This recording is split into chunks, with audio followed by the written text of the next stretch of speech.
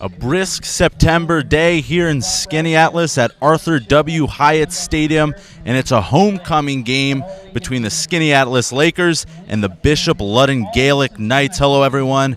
From the CNY stream, I'm AJ Fabbri. And I'm Michael Furnari. Mike Furnari here, Arthur W. Hyatt Stadium. A matchup of the 3-0 Lakers of Skaneateles and the 2-1 Bishop Ludden Gaelic Knights. And Mike, these two playing styles for both of these teams completely opposite of each other. Absolutely right there, AJ. Now, Skaneateles, they are the reigning state champions right now, at least in their former class, which we'll get to a little bit later. Now, Skaneateles passes the ball all game. They are a spread offense, and they are led by their stud quarterback, Patrick Hackler, number 10, who we're going to be hearing from a lot tonight.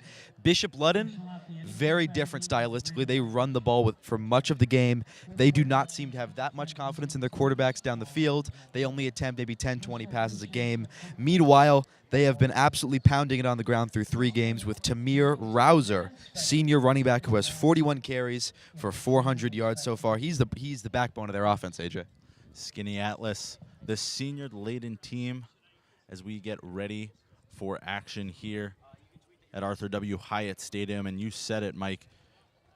Skaneateles averaging 49 points per game compared to Bishop Ludden, just 18 points per game. So Skaneateles is really going to open up the field. They're going to score early and often.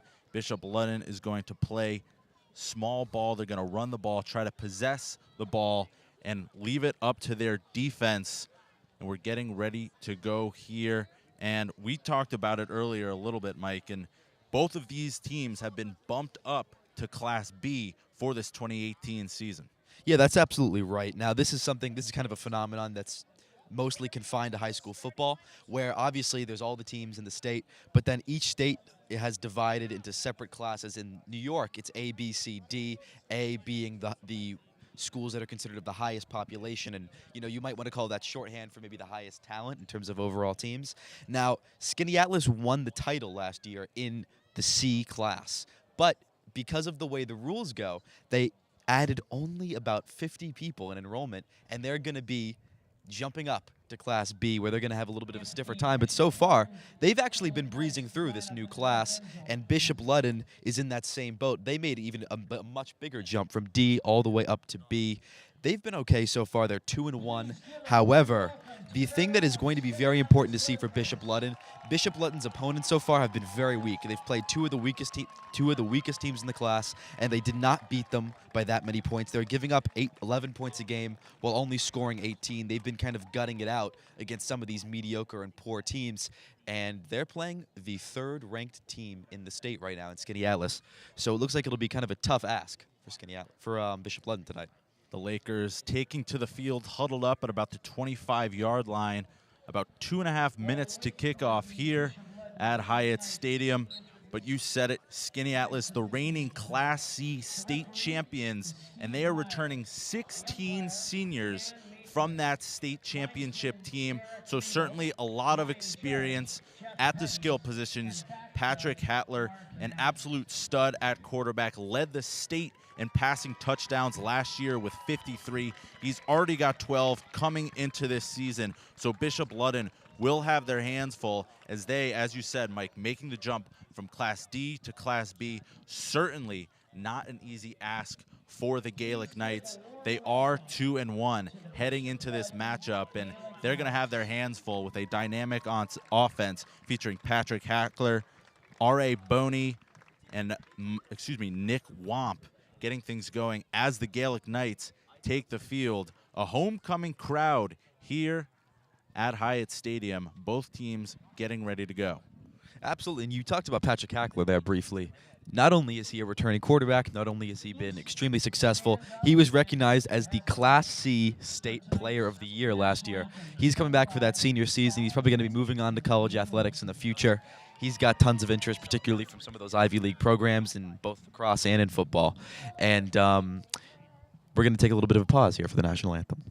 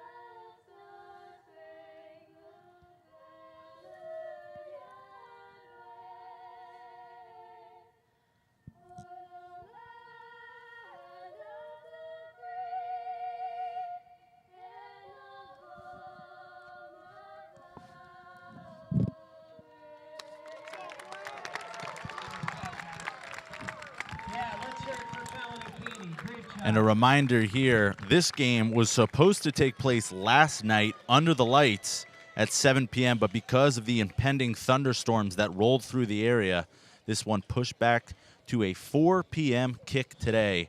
So both teams speaking with the referees, ready to go. Homecoming crowd on hand. Crowds are packed, and woke up this morning, Mike, a little bit brisker than most days here in September, and I think we're finally getting in. That temperature's dropping, really getting into some football weather. Yeah, no, I can't blame them for not playing yesterday. I was a little scared sitting in my bedroom that the whole thing was going to come down. So it was almost like a tornado, apparently, right? Something like that. So yeah, I can't blame them for not playing football yesterday. But today we've got a classic Central New York fall day. Very nice, very brisk. The sun is out, but it's not too hot. And here we are getting ready to go underway. And the captains for Skaneateles, we've got R.A. Bonney, we've got Nathan Wellington, Patrick Hackler, Nick Wamp, and Jimmy Liberatore. And they're going to be headed over for the coin toss. That should take place in just a moment. Skaneateles, of course, led by Joe Sindoni, their longtime head coach. He's had some wonderful success here. State championship, not too bad to put in the old resume, huh, AJ? Sindoni getting the job done. And one thing about Skaneateles, I mean, you think about New York high school football, it's normally ground and pound. You want to play bully ball and bully your opponent into submission, but they have really adopted a new sense of style here on the offensive side, and it has provided dividends for this offense. And meeting at midfield for the coin toss, the captains of both teams flipping it away, and for Bishop Ludden, Dan Cacchione out there, along with Tamir Rouser and Xavion Derby flipping things up. So we'll see things just getting underway here. Skaneateles, as we said, 3-0, ranked 3rd in Class B by the New York Sports Writer Association. As Bishop Ludden has won the coin toss, and they elect to receive, Mike. It's an interesting choice on Bishop Ludden's part, but it kind of makes sense if they're going to try to go with that ball control strategy. They're going to need to score some points early in this game if they're going to be able to have any effect on that tempo. The last thing that Bishop Ludden wants is to get down early in this game, because if they do get down 10, 14 points early on in this half, it's going to be very difficult to stop that Skaneateles offense, and it's going to be very difficult to sustain drives, especially if you feel the need to pass the ball early. They're not going to be able to get into that rhythm that they're so used to with that ground game. In the first quarter, danger zone for Bishop Ludden, as Skaneateles has outscored opponents 35-8 in first quarters this season. As we said, Skaneateles likes to come out, grip it and rip it, and get things going. And by the time halftime rolls around, most of their contests so far have been over with. But we're getting ready to kick off here. Bishop Ludden taking the field to receive.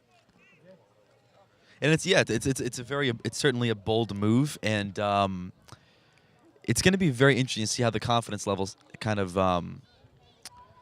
how the confidence level adjusts throughout this game, and if Bishop Ludden gets down early, do they have the guts to kind of stay in that game, or do they kind of throw away their style and start throwing the ball? It's going to be interesting. Do they trust their style? If they're down 10, if they're down 14, are they going to stick with the run?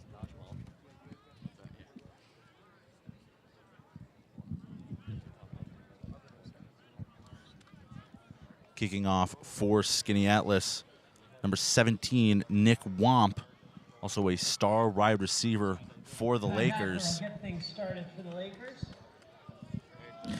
That is a very well-made point. Wamp is a junior, 6'2", 200 pounds, and he's got 20 catches, 362 yards, and 4 touchdowns on the season. And that's the thing about being a receiver for Patrick Hackler, is it's pretty easy to get the ball thrown to you, and it's pretty easy to put up some pretty nice stats. Instead, actually, kicking this ball off, it'll be the quarterback, Patrick Hackler. So we said multi-talented. Hackler, the starting quarterback, also a starting cornerback on defense. And kicking this game off, whistle blows, Hackler's ready. He's going to send it, a bit of a pooch kick, and that's fielded at the 30-yard line. Number 12, Antoine McMullen, and he is taken down at the 34-yard line. Solid field position to start. An interesting move. kind of I certainly didn't see that coming, to see the quarterback kicking that one. And something that I think high school football fans are used to, that fans of other kind of football leagues are not going to be familiar with, is the idea that a star starting quarterback would be playing on defense. And as we mentioned, Hackler's a multi-sport athlete. He's a great lacrosse player as well. And it certainly says something about his athleticism and about the coach's confidence in him, that they're going to be putting him out there for pretty much the entire game. He's not getting any breaks. So the Ludden offense is on the field. Snap, it'll be a handoff right up the middle. The give, and he is stuffed in the backfield. That's Tamir Rouser, met by a host of Lakers. He's going to be dropped for a loss of 3. 2nd and 13 coming up for the Gaelic Knights. He was absolutely swallowed up on that one. The linebackers were all over that one, particularly R.A. Bonney. He was in the backfield in a flash. The guards could not get downfield and get any hands on him. You know, as soon as he caught the ball, as soon as the ball was handed off, he had nowhere to go. And Bishop Ludden's in the shotgun. They're spread out wide. 2nd down here, more of a spread look. Nazir Kinsey drops back, fires to his left, dropped incomplete. So after negative yards on 1st down, no yards there on 2nd, and now Bishop Ludden facing a 3rd and long. And Mike, this is a situation in which the Gaelic Knights do not want to find themselves in tonight. And I think what we saw in that play is going to be a bit of a window into the strategy so far for Skaneateles. Now, Skaneateles brought 2 defenders off the edge on a blitz there, and they're basically daring this quarterback to complete the ball short, because I don't think they have very much confidence in their ability to kind of pick them apart on defense, especially if he's under pressure. Flag on the play, whistle dead, and it looks like it's going to be offsides against Skaneateles. The near side line judge coming in with that one, definitive. So that'll move the Gaelic Knights. That'll make it about 3rd and 8. 5 yards, as you said, Mike, about 3rd and 8. So a little bit more manageable here for Bishop Ludden as Nazir Kinsey comes in with the play call. Kinsey, a freshman signal caller for Bishop Ludden. He's going to be under a lot of pressure tonight as he comes out 3rd down, a double back look. 2 receivers sent out to the right. Snap, fake handoff. It'll be a trap play to the left. And that's Xavion Derby taken down. A gain of 2, and that will be it for Bishop Ludden. 4th down and about 5 to go. So a good stand there from the Lakers. Interesting call there on 3rd and long to kind of run the ball. And there was a hole there that just didn't seem like, just closed a little too quickly. And they handed it off to what appeared to be the fullback there. So it looks like he just didn't have enough speed to get through that crease. And that's going to be a quick 3 and out for Bishop Ludden. Punting is Kinsey.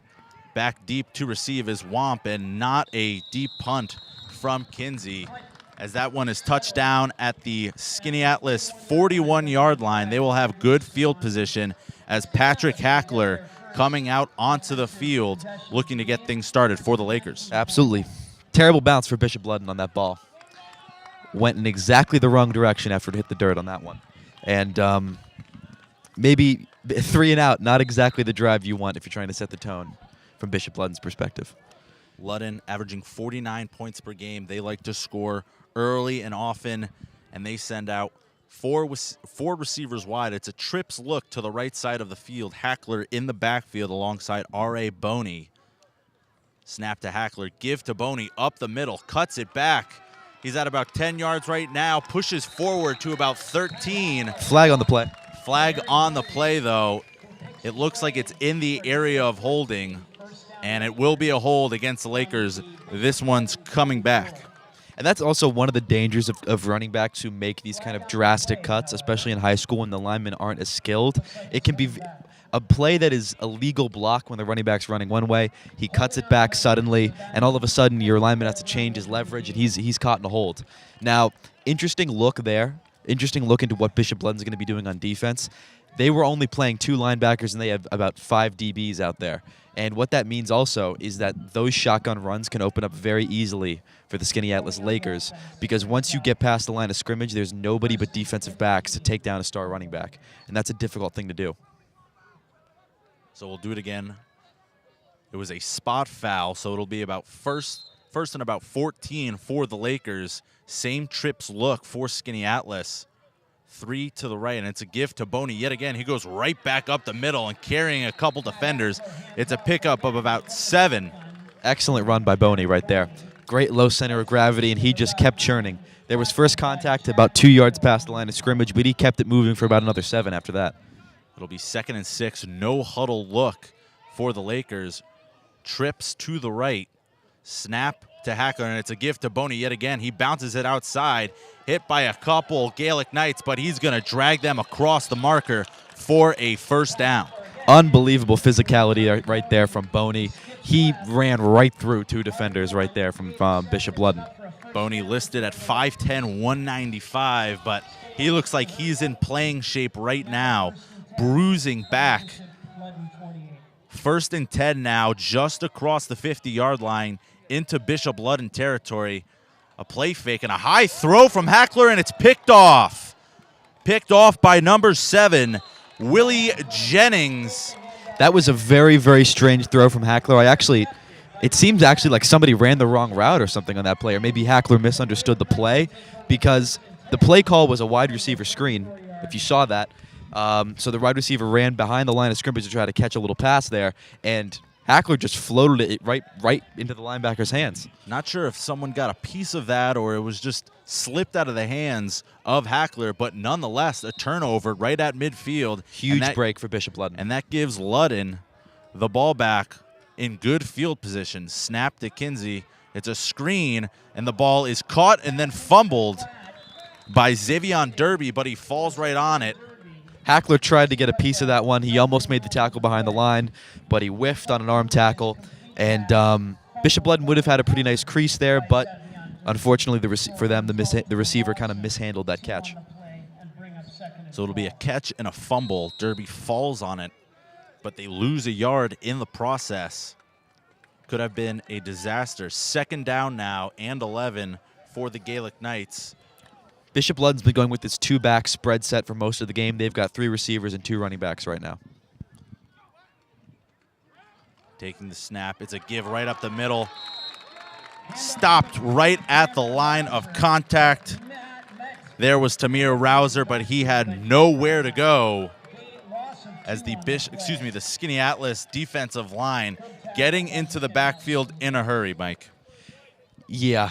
What Bishop Ludden's been trying to do so far in this game is they've been trying to confuse the defense with these deceiving handoffs where they fake it to one running back and give it to the other one. But the problem is that Skaneateles is just putting so many people in the box right now. They've got they don't have one defender that's 10 yards past the line of scrimmage right now. Bishop Ludden in a wide look, and that ball is a backwards pass picked up, and it's ruled a fumble, and it is recovered by Skaneateles. So some more sloppy play, and it is official. A fumble recovered by Skaneateles. Yeah, the problem we're seeing that Bishop Ludden at least is seeing right now is that Skaneateles is giving no respect to their passing game. If you looked on that last play, it's 3rd and long, and there is not one Skaneateles defender more than 10 yards past the line of scrimmage. They're crowding the box, and Bishop Ludden isn't making them pay right now. If you're throwing a wide receiver screen behind the line of scrimmage and there are 11 defenders in the box, it's going to be very difficult for you to make any forward progress. 8 minutes left here in the first quarter, and some sloppy play so far. A 3-and-out, an interception, and a fumble. And now Skaneateles has the ball at the Bishop Ludden 30-yard line, looking to score as Hackler back out onto the field. That's Womp in motion to the left. He's going to roll left, and Womp is going to receive that pass a little out, and he loses the ball, but that drops out of bounds as well. So no harm, no foul there for Skaneateles. It's an 8-yard pitch and catch to Womp, 2nd down and 2. There appears to have been a flag. No signal from the officials yet. I believe what happened was, as the ball came out, the referee went to look for the marker to mark a fumble, and I think he accidentally dropped the penalty flag. So no flag on the play. 2nd and 2 here for Skaneateles. Motion to the right, trips right.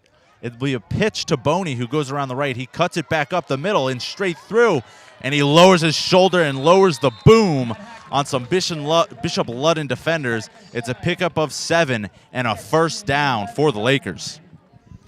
It seems like on both sides of the ball, Bishop Ludden just can't handle the intensity from Skaneateles, and they're just a little bit physically overmatched right now. You know, we talked about Skaneateles so much going into this game as a passing team, but they've really just ran the ball down Bishop Ludden's throats. Skaneateles first down, 1st and 10 from the 13, looking to break the scoreless tie here. 7.5 left in the first quarter. Hackler takes a snap, drops back, looking to the end zone. Incomplete, broken up by defensive back. That was Willie Jennings who laid the hit on the wide receiver, Nathan Wellington. Would have been a touchdown. Looked like Wellington got his hands on that, but Jennings able to jar the ball loose. Something to note on that play, running back William McGlynn was absolutely wide open in the flat. So Bishop Ludden actually caught a break there that Hackler didn't make the right read. 2nd and 10. High snap, give to Boney, who cuts back. He's up to the right, down to the 5-yard line and tackled. Upended. It'll be a pickup of about 6. 3rd down coming here for Skaneateles from about the 6-yard line. The 9-yard line.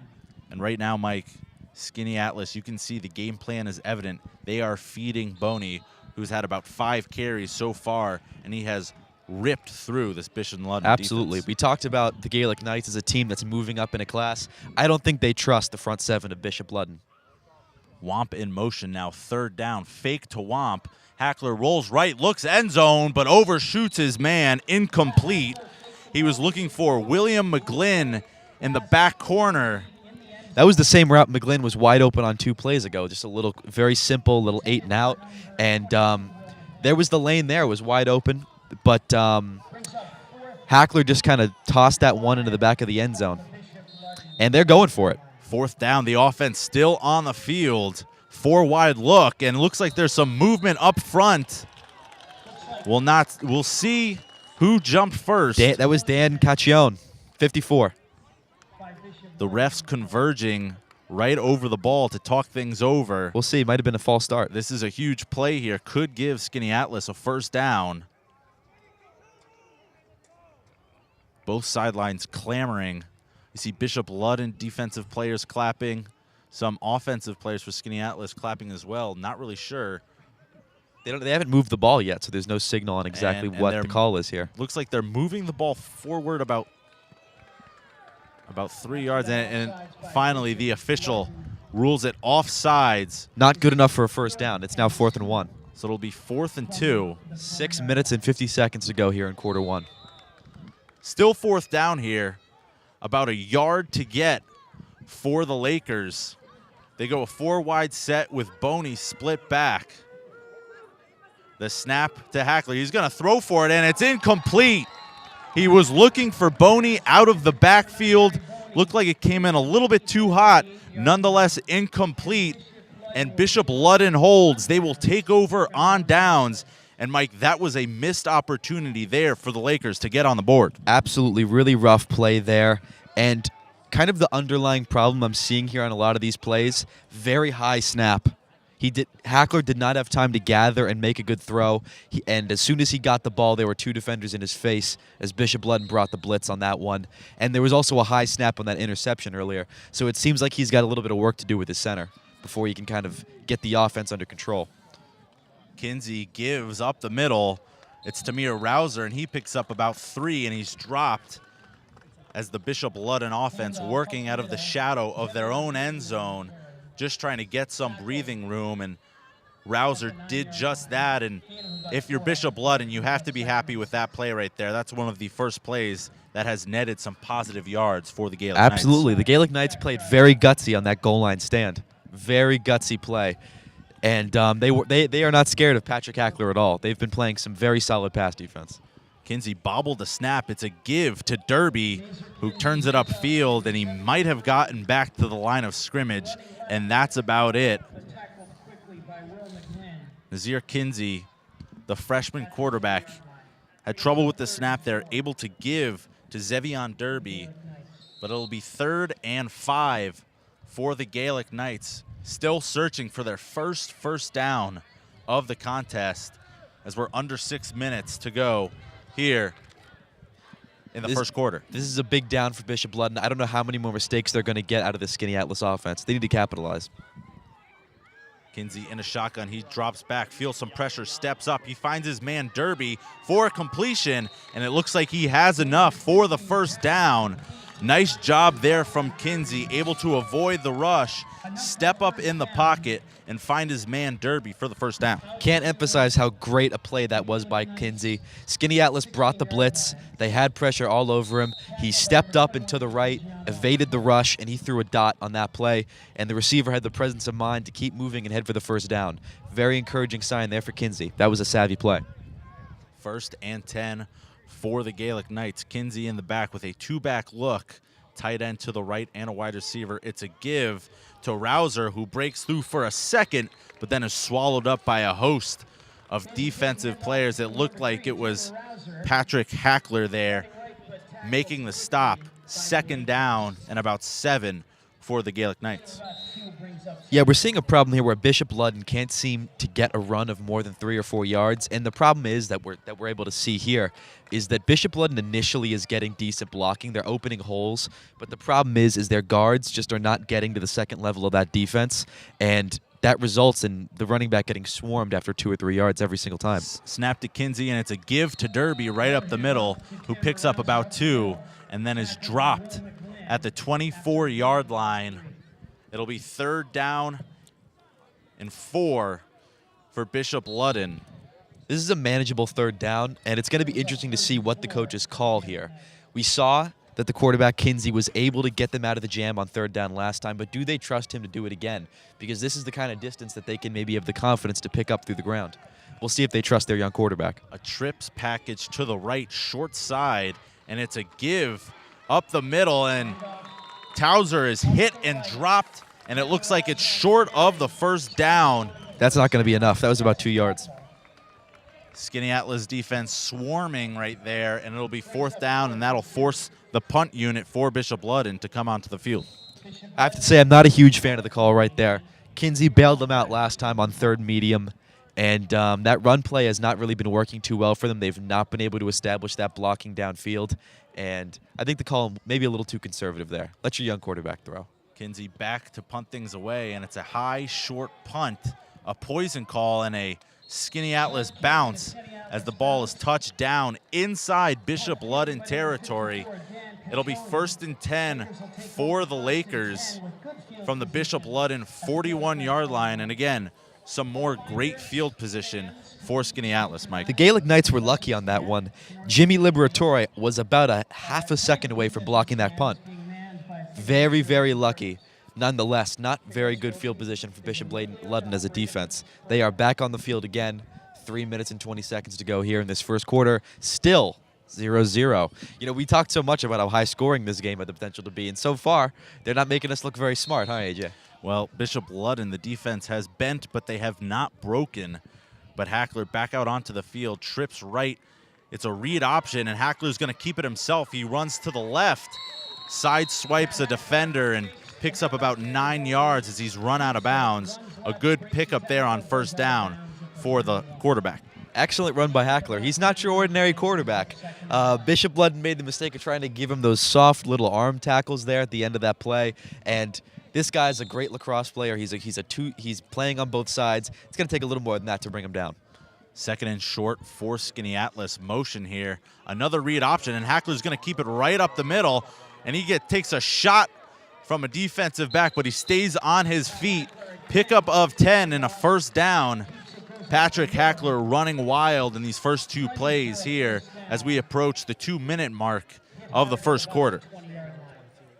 Yeah, that's a good point. Hackler took the hit there, and he stayed right up. Very, very, very, very impressive play. Tough play so far from the quarterback. He's ran for a lot more than he's thrown today.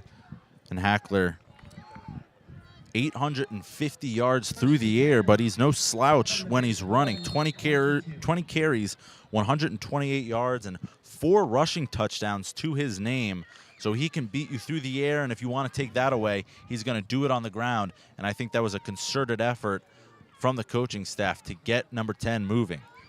1st down for the Lakers, more motion, Hackler rolls right, looking. He's got his man. It's Womp on a comeback route who makes the catch and stays in bounds. It's a pickup of 15, and Womp there.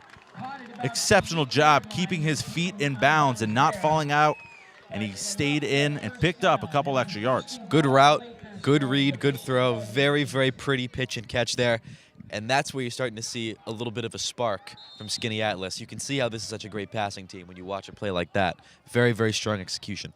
First and goal for the Lakers. Hackler takes the snap. He's under pressure, rolls left. He's in big trouble. He's running here. all over He's the place. running backwards, and he's just able to get the ball away and out of bounds. He must have ran a total of 25, 30 yards on that play. Scrambled all over the backfield, but he got the ball out. Held on to it for a while, but that was a very, very smart play of him to get that ball out of his hands. Because if he hadn't, that would have been about a 20-yard loss. You're absolutely right. An exceptional play just to get that ball off. But it'll be second down. And it looked like the offensive line there for Skaneateles just deteriorated in front of Hackler. But we'll do it again. Second and goal from the 7. Boney in the backfield. Motion to the left. It's a toss to Boney to the left. He's around the corner. He lowers his shoulder and he's into the end zone for the touchdown. R.A. Boney. Very, very great play design there from Skaneateles. Very, very simple scheme from the Gaelic Knights. They were just playing a very simple man coverage. They motion a receiver, get another blocker over on that side of the field. They pulled that guard, and he really laid out one of those Bishop Ludden defenders. Very, very elementary, simple play, and it went for a nice touchdown. R.A. Boney has been very, very, very obviously the player of this game so far. He's really been what's making the Skaneateles offense tick. Nick Womp on for the extra point. It is up and good. Nick Womp, perfect on the season in extra points. And the Skaneateles Lakers have broken through here after a bit of a sluggish start. A nice, easy drive from the 41-yard line, and that time they did it through the ground. Patrick Hackler with a couple of 10-yard runs, and then R.A. Boney finishing things off with the toss. And after that near sack on first down, you saw him pleading to the sidelines, give me the ball. He wanted the ball. He was demonstrative, and his coaches listened, and Boney rewarded his coaching staff with 6. So the Lakers on the board here, Arthur W. Hyatt Stadium, with 2 minutes to go in the first quarter. And it's going to be interesting to see how the Gaelic Knights respond. They've had some very mixed success, only one first down of the night, and I think they're going to be starting to feel the pressure a little bit. They had a very great opportunity early in this game to kind of establish a lead while that defense was holding up, and we'll see if they can kind of put a drive together and maybe make a statement with some points on the board here. They're going to need it. And if you're Bishop Ludden, you certainly do not want to get down by much, because this Laker offense can put points on the board in a hurry.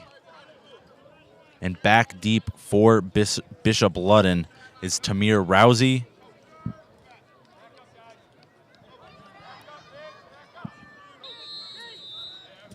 Strange alignment here from Skaneateles on the kick. Ball's off to the right. Tamir Rouser and Nick Womp sending this one deep. And that one's going to go out of bounds, so a mistake there. As you said, Mike, the Lakers line the ball up on the right hash, and then Womp kicking it all the way back over to the left side and out of bounds. So it'll be first down and more good field position for Bishop Ludden. We'll see if they can take advantage. Yeah, that was a line drive straight out of bounds over on Bishop Ludden's right sideline. Kind of a strange kick, and there was really no arc on it. It was just straight. One bounce, and it bounced right out of bounds. But good way to start a drive if you're the Bishop Ludden Gaelic Knights. Very strong way to start a drive. We'll see if they can kind of put any points on the board. And the question is if they're just going to be willing to pass the ball. Because right now, Skaneateles is daring them to throw. They've been daring them to throw all game. There has not been any effort to put out any deep coverage. They're selling out on the run. And right now, Bishop Ludden is letting them do it. So it'll be Bishop Ludden ball from the 35-yard line. Kinsey back out on the field. It's a toss to the right to Rouser, and he is swallowed up and dropped for a loss. That's got to be a loss of almost 7. That's a very, very rough start to a drive. And the big fellas got back there in a hurry. It looked like Josh McIntyre alongside Jimmy Liberator, making the play there, dropping Rouser for a 3-yard loss. Not the way you want to start your drive for Bishop Ludden, who only has 1 first down in the game so far, trying to get anything going here on the offensive side of the ball. Snap to Kinsey. He drops back. He looks, feels some pressure, and he's going to take off, but he's not going to go anywhere as he's wrapped up for the sack. Yeah. Bishop Ludden is running into some real problems on offense, and it's because their offense is predictable, and they're getting themselves into positions where Skaneateles really has them backed up into a corner. So Bishop Ludden on first down has a very predictable, very easy to predict run play. They get swallowed up for a loss of 6. Now, Bishop Ludden has not been able to block Skaneateles all game, but now because it's 2nd and 16, they've got to try to attempt something deep down the field, and they just don't have the time to block for that, as you saw. Really, the quarterback, Kinsey, had no time to make any reads. Skaneateles was all over him. Kinsey, is going to go down again. That time it was number 22, William McGlynn, the middle linebacker, coming up to make the play as he was nailed in the backfield. But there's a flag on the play, and unsportsmanlike conduct is going to be called on Bishop Ludden. So it will not affect the outcome of the play. It'll just push push that punt back. Yeah, it'll push the Gaelic Knights back. And Mike, that's big because the punting game so far for Bishop Ludden has not been particularly great. And Skaneateles has gotten the ball a couple times in Gaelic Knight territory. And this offense, you do not want them to get hot. As we wind down the first quarter, about 30 seconds left, it'll be Kinsey back to punt things away. Nick Womp set deep to return. Kinsey gets that one off. Another high, shallow punt. And Womp is not going to have a chance to field it as it is picked up at about the 44-yard line, and make it 43 of Bishop Ludden. So Skaneateles will have the ball yet again, Mike. Yeah, that was a very well-made point. Skaneateles' worst field position so far has been at about their own 40-yard line, which is really not ideal if you're Bishop Ludden. You're playing from behind. Your defense has had its moments, but you can see how they could be a little tired because your offense is giving the ball up time and time again after about 3 or 4 plays. So we'll see if Skaneateles can continue to kind of keep their foot on the gas pedal, or if that defense is going to come up big and stop this running game. Skaneateles back onto the field. Hackler takes the snap. He drops back. He's hit, but he gets the ball off incomplete. And it looked like Skaneateles was going to take a deep shot there, all verts. But the Bishop Ludden defensive line able to create some pressure as Patrick Hackler was hit on the throw, incomplete. Unbelievable play. That was all number 64, Sire Jones, on that one. Now, if you look at this Bishop Ludden defensive line, there's one guy who stands out, and it's Sire Jones. He is towering over almost everyone on the field in terms of height and weight, and he just ripped his way right to Patrick Hackler. Trips right look now on 2nd down from the 43. Hackler takes the snap. It's a draw. He's going to go up the middle, and he's got yardage. He's got the first down and more, dragging a couple Gaelic Knight defenders with him. It's a pickup of 15 and a first down for Patrick Hackler. And right now, the Lakers are having their way running the ball. Very true. They've really only had 1 completion down the field, but they have been running the ball so well, and Patrick Hackler is just sprinting through arm tackles. Hackler takes the snap yet again. He's going to step up in the pocket and launch deep, and it's Womp who could not come down with it in the end zone. So incomplete there from Hackler. 2nd down, and that will be the end of the first quarter, Mike. A lot of action there, but only 7 points on the board so far. Yeah, this has been, if you would look at the score and you think it's 7-0, this is the kind of game Bishop Ludden wants to play. But the problem is right now they just cannot get any momentum going on offense. They've got 1 first down on the night. And really, from what I can see from up here, the problem is just the play calling. I mean, if you don't trust your quarterback to complete a pass and then you only give him the ball once it's 3rd and long, it's going to be very difficult for him to get any momentum because Skaneateles is putting 11 in the box and they're blitzing every play. Well, Bishop Ludden, that was their game plan going into this one. Through 3 games, they had only attempted 32 passes. So they're not going to beat you through the air. They're going to want to slow the game down, run the ball. They came into this one averaging 212 yards per game on the ground. Tamir Rouser with an astonishing 9.6 yards per carry. So the Gaelic Knights were always going to ground and pound this one, but right now it has just not worked out. The Gaelic Knights have not gotten the ball past the 50-yard line, Mike. And meanwhile, as you alluded to earlier, Skaneateles, their worst starting field position was on their own 40-yard line. So the field has just been tilted in the favor of the Lakers. Very true. And the other problem that Bishop Ludden has is they're just getting overwhelmed in the front seven right now. As we saw, we've been talking about Skaneateles as such a great passing team, but what the key has been so far has been the run game.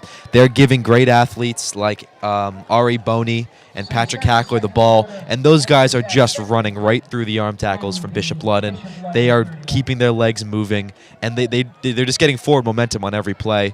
And then on defense, Skaneateles is just absolutely overwhelming that offensive line. 2nd down and 10 here for the Lakers on the Bishop Ludden 31-yard line. Ball placed on the left hash. Motion to the left. Hackler takes the snap. He rolls right, looking deep, waving his receiver, but he's going to take off. He's got nowhere to go with it, and he walks out of bounds. Pickup of only 2, and a good job there from the Bishop Ludden defensive secondary to blanket the Laker receivers. There was nothing there for Hackler. Very, very good coverage there from Bishop Ludden. And if you notice, these last few plays, Bishop Ludden's actually been getting some good pressure on Hackler.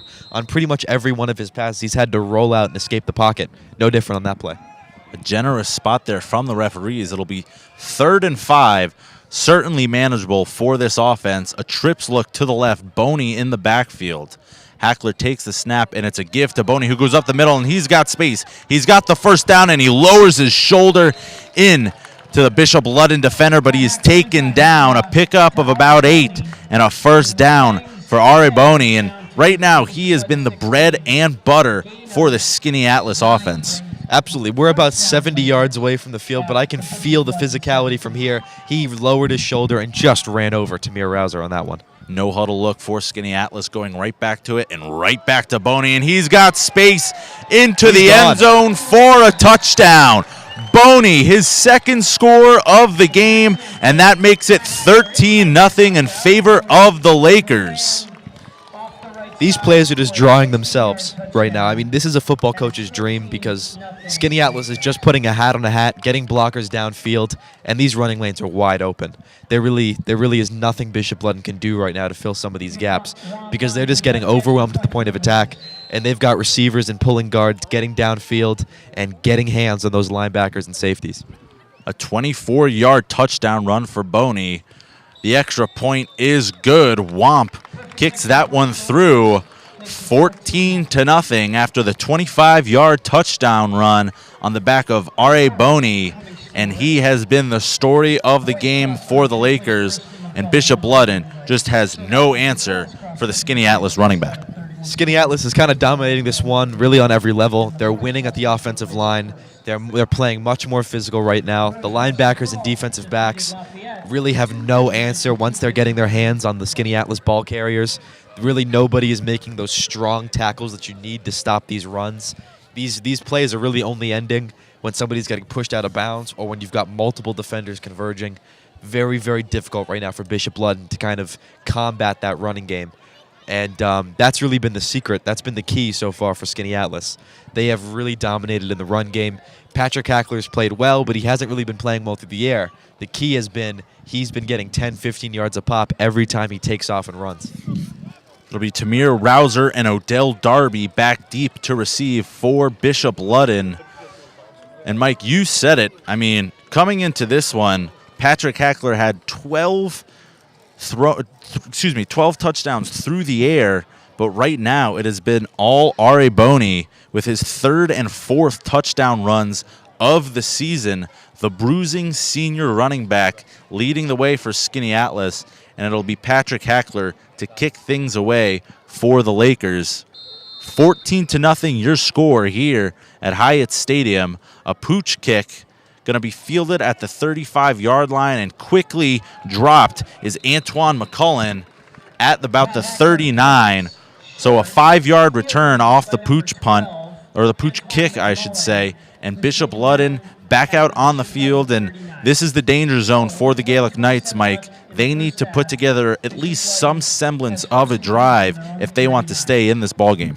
Absolutely, and you mentioned that it was a pooch kick. Kind of the weird spot that Skaneateles has struggled in has been the kicking game so far. They've had 2 of these weird little pooch kicks that end up giving Bishop Ludden good position. Then, of course, that penalty on the last kick. So Kinsey back out to lead the Gaelic Knights, takes the snap. It's a toss to Rouser. He's around the end, and he is dragged out of bounds, and a flag flies high as Rouser was absolutely decked into the water cooler that is well within the sideline boundaries. As you can see, Bishop Ludden, both the coaches and the players, not happy about that hit. It looks like it could be a personal foul for a tackle out of bounds. Looks like we're going to get a late hit, correct. No official signal from the referees yet, and a third flag has been thrown. A flag has just been thrown now, and referee pointing towards the Bishop Ludden huddle, and it could be some chirping there. Now the coach is confronting the referee as well. Mike Rogers, the head coach for Bishop Ludden, getting in the grill of the referee, but that did not look like a clean hit on the sideline, and it looks like Tamir Rouser is still down as the medical staff and the athletic trainers are going over to take a look. But, I mean, a hard run on the toss to the right from Rouser. He came around the corner and was dragged into the Gatorade coolers. So the referee just signaled, and it looks like the penalties are going to offset. Wow. There was a personal foul on of course, the late hit there, but then the referee also signaled it appears like some unsportsmanlike conduct is going to be called on Bishop Ludden. So it doesn't seem like the ball is going to be moving. They're just going to replay the down. And that was actually the longest play of the game for Bishop Ludden so far. That was about a 9-yard run. Looked like it could have been a mental mistake. And again, the second flag thrown on Bishop Ludden, that came about 30 seconds after the play had ended. So it must have been some chirping from a Bishop Ludden player that drew that personal foul. So it looks like these penalties will offset. And again, the Gatorade cooler, from where we can see, it looks like it's about 5 to 7 yards deep. It's not like it's right up against the boundary. It is well within, almost on the track that surrounds the football field here. So that was well out of bounds where Rouser was hit and taken down. So a clear foul there. But then again, some chirping from the Bishop Ludden huddle drew a late flag. So a personal foul assessed to Bishop Ludden and an unnecessary roughness from Skaneateles. And Mike Rogers of Bishop Ludden is still on the field. The two teams have lined up again, but Mike Rogers has been about 10 yards off the sideline for the last 2 minutes now. And that's really a disastrous lack of attention from Bishop Ludden. That was their longest play of the night, 9 yards, and they would have had an extra 15 tacked on. And now they're going to have to replay that one. Very, very, very tough call there for Bishop Ludden. That's not what you want. So now we're getting the official call from the referee. A personal foul, late hit on Skaneateles, but then after the play, unsportsmanlike conduct on Bishop Ludden. And Mike, that's their second unsportsmanlike conduct penalty of the game. So a couple of penalties offsetting there, but the ball is spotted. Correct. The ball is spotted in a kind of a weird location. It's about 6 yards past the line of scrimmage. So there's really no clear signal on what the calls are right now. And the Bishop Ludden sideline is still yelling at the referees. They are not happy with whatever's going on right now. So it'll be second down. So I think they're gonna allow the play. So they will not redo the down. It looks like the ball's gonna be placed where Rouser initially was sent out of bounds. And it'll be 2nd down and 5 for Bishop Ludden. So the play is not wiped out. The play will count. 2nd and about 4. But a timeout now taken by the Gaelic Knights. Offensive coordinator onto the field for Bishop Ludden. What a strange kind of series there. We spent about 3 minutes ironing out whatever those penalties were. And it seems like Mike Rogers is really kind of livid about how that went. But, you know, the truth of it is that if Bishop Ludden had just kind of kept to themselves and if Bishop Ludden had just focused on the game there, they would have had a 1st down and they'd be further down the field than they are now.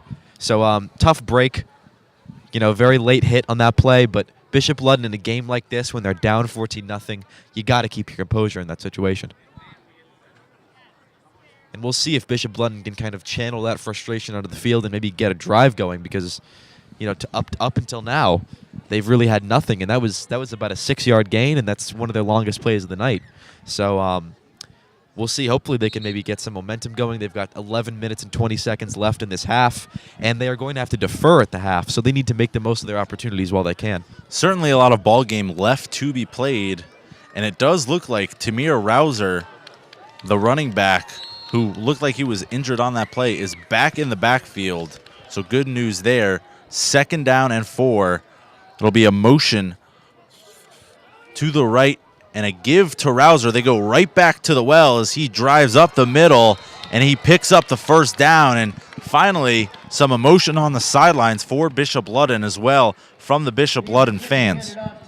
Very, very good play there by Tamir Rouser. He took the initial contact about 5 yards downfield right at the 1st down marker, and then he kept moving through the contact and stretched out, and he gained about 5 yards after the marker. And for the first time today, Bishop Ludden in Laker territory. 1st and 10, low snap, and Kinsey is just going to have to fall on it as that one just skipped back. Kinsey, smart play there, just falls on it, taking the sack. It'll be 2nd down and 13. Very, very rough break there for Bishop Ludden. They were getting some momentum, the sidelines excited. And the problem is for Bishop Ludden, they've faced a lot of these 2nd and longs and 3rd and longs, and they've really struggled to kind of find the play call that works for them in that situation. We'll see if they can dial something up that makes a little more sense now. This is something that has stunted the Gaelic Knight offense, is going backwards. They have to stay in front of the sticks. And it looks like another flag thrown there from the line judge in front of the Skaneateles bench. It looks like it's going to be on that wide receiver, not lined up properly. Number 7, Willie Jennings. It seems like the wide receiver was lined up improperly. I don't know if you were paying attention while the teams were lining up. Willie Jennings initially set his feet about 3 yards past the line of scrimmage. So it'll be an illegal formation penalty. So after the low snap, the Gaelic Knights push back even further. It'll be 2nd and about almost 2nd and 20. Yeah, about 17, 18 almost. So they will be behind the chains here. 2nd and long. Kinsey takes the snap. He'll drop back. He's looking deep. And it's going to be picked off by Patrick Hackler. He was playing center field. And Hackler able to make the play. And he's running now out towards the right. But he is taken down by Kinsey himself. So Kinsey trying to make a play behind the chains there, but it looked like he forced that one into triple coverage. Hackler coming down with the ball, his 2nd interception of the season.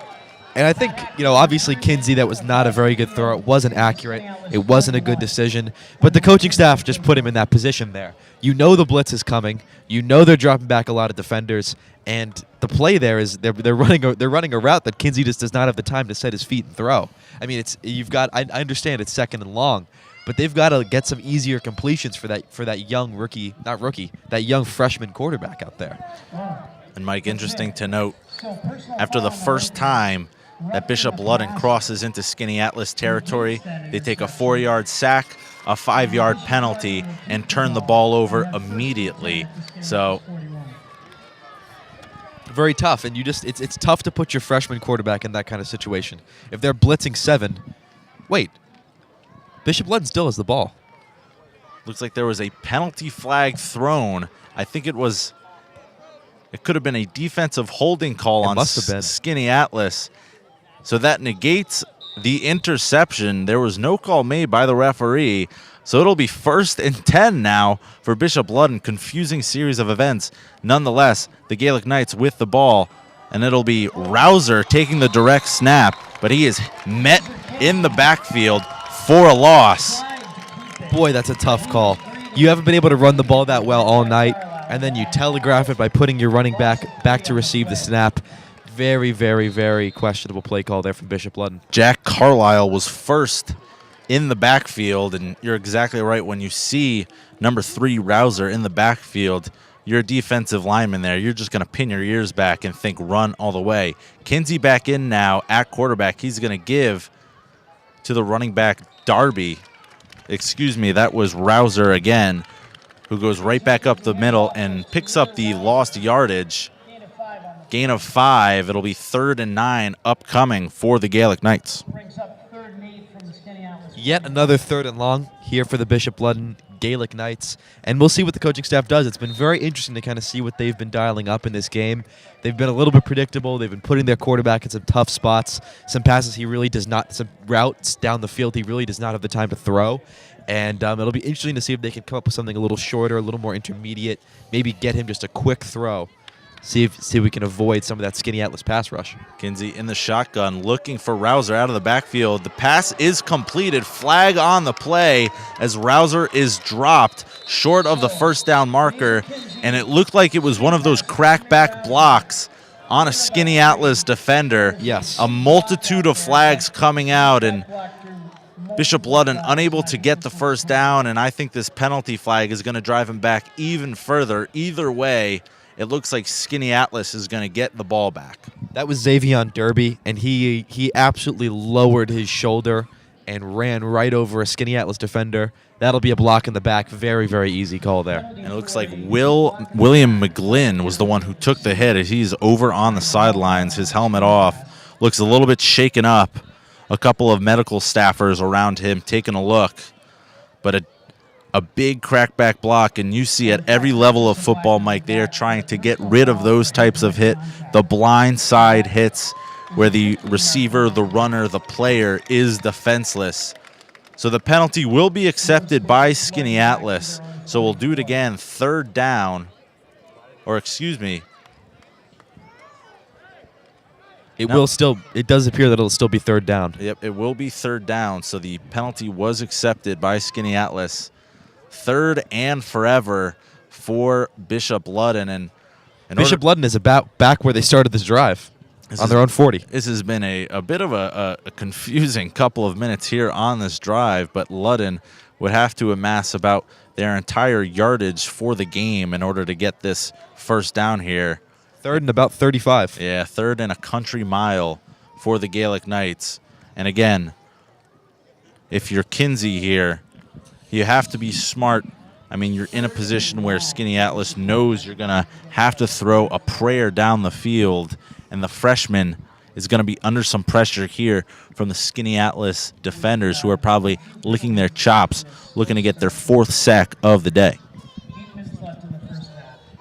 The referees are making some sort of signal. It's unclear exactly what they're doing. No flags on the play thrown, but the referees are talking to somebody.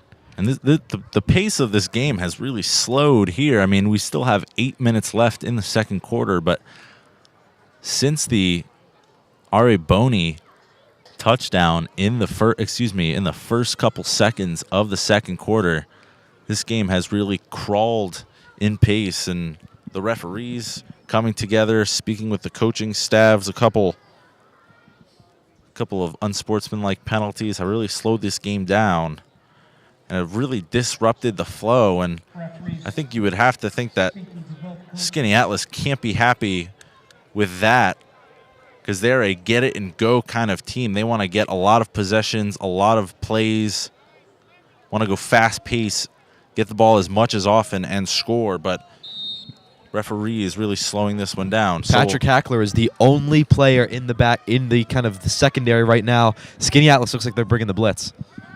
Kinsey dropping back, and it looks like it's a screen. The helmet comes off of Kinsey. What an unbelievable play right there. Number 17, Nick Womp, was rushing Kinsey. He came screaming off the edge. Nobody even laid a hand on him.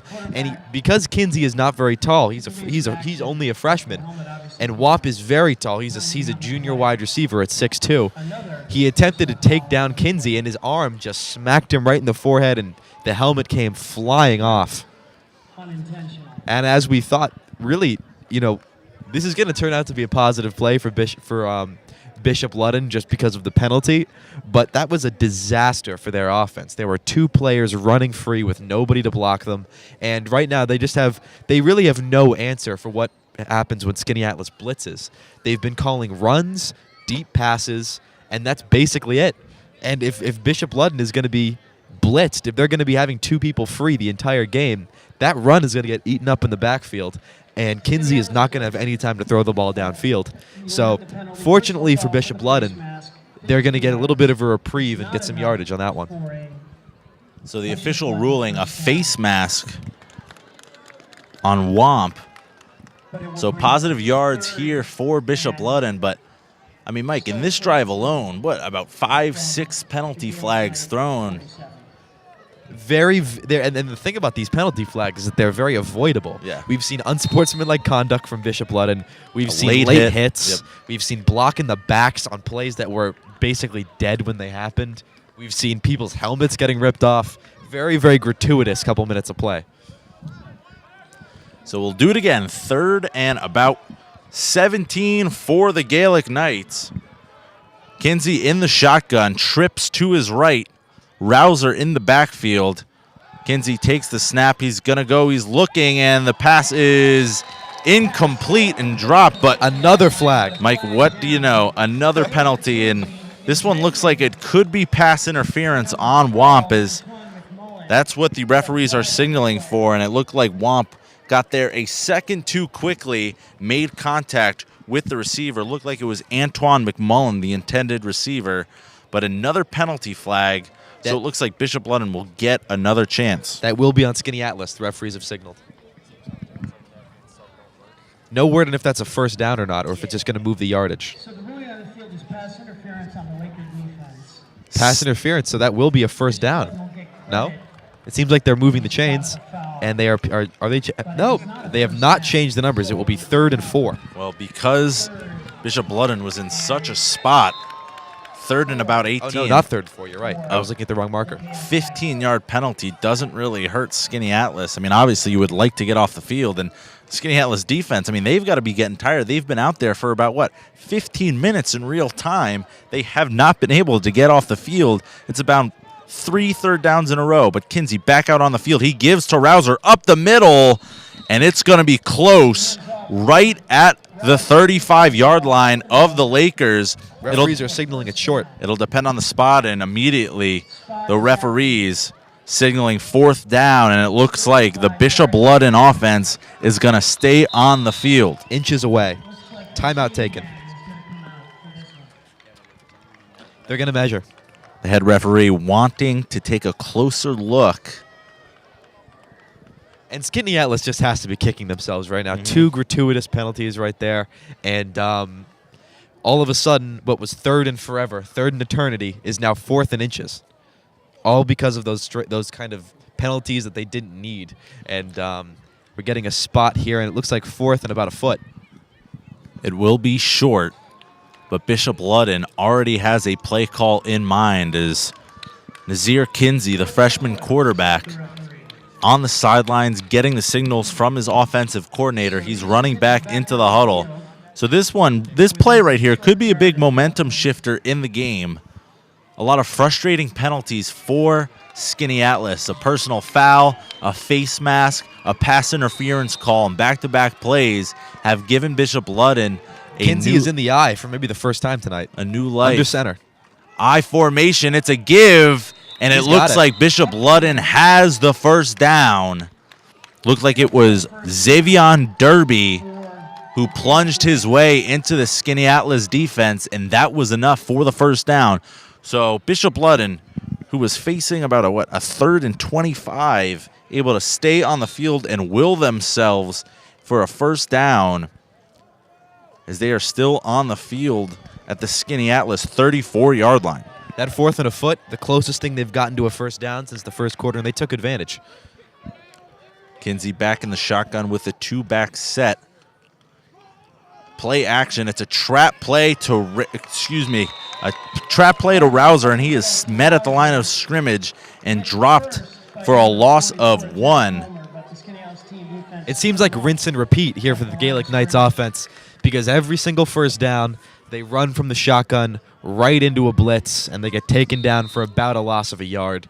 And they really are doing nothing to mix up the play calling, nothing to give themselves a better chance on 2nd and long and 3rd and long. They've just been running right into that blitz all night. 2nd and 11 for the Gaelic Knights. A trips right look. Rouser in the backfield, Kinsey in the shotgun, and another penalty flag coming on to this one.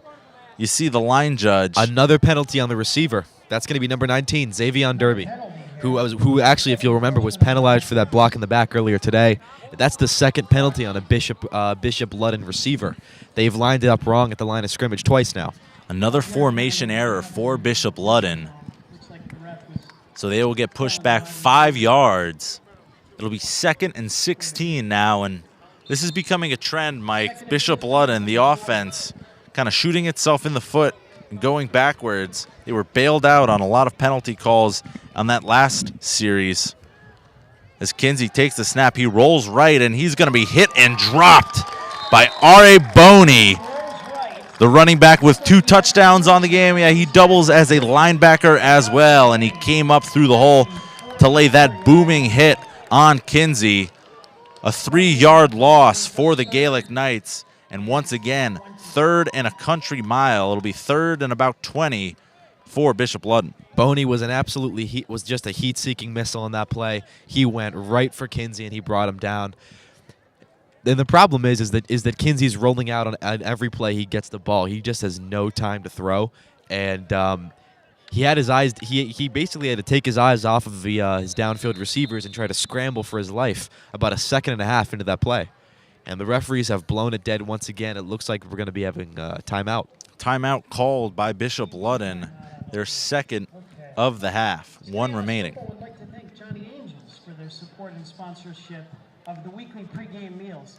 Johnny Angels is a locally owned purveyor of the finest. Mike, this has been one of the crazier football drives I think I've seen in my days. I mean, if you remember, for those listening at home, there was also an interception on this series too. That was Patrick Hackler.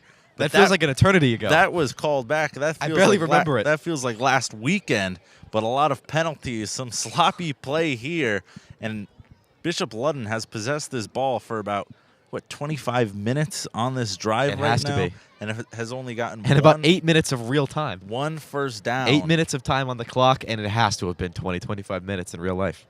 Unbelievable drive. Just every single time you think it's about to come to its conclusion, there's a penalty on somebody. And now this is what? This has to be the third and long that Bishop Ludden has faced. So we'll see what they can pull out of the bag now. Nazir Kinsey in the shotgun, 3rd and 20 for the Gaelic Knights. Kinsey takes the snap and drops back. He's looking deep, and the ball is broken up and intercepted. They both have their hands on it, but the defender got it. That was actually a pretty solid throw by Kinsey right there. That was one of the few times tonight we've seen him drop back and throw a traditional throw down the field. And Bishop Ludden actually kind of picked up the blitz reasonably well. They gave him 3 seconds to get that ball out. And the problem was the ball was just a little bit too high. The receiver was not tall enough to go get that one. Not a bad throw. Good read. He threw it to the marker. But the problem was just the ball is a little too high, receiver's a little too short, whatever you want to call it. And great play on the ball there by the Skaneateles defender. And Figiano came up with the interception, his 2nd of the season. The initial pass was broken up because the receiver couldn't come down with it, and then he wrestled it out of midair.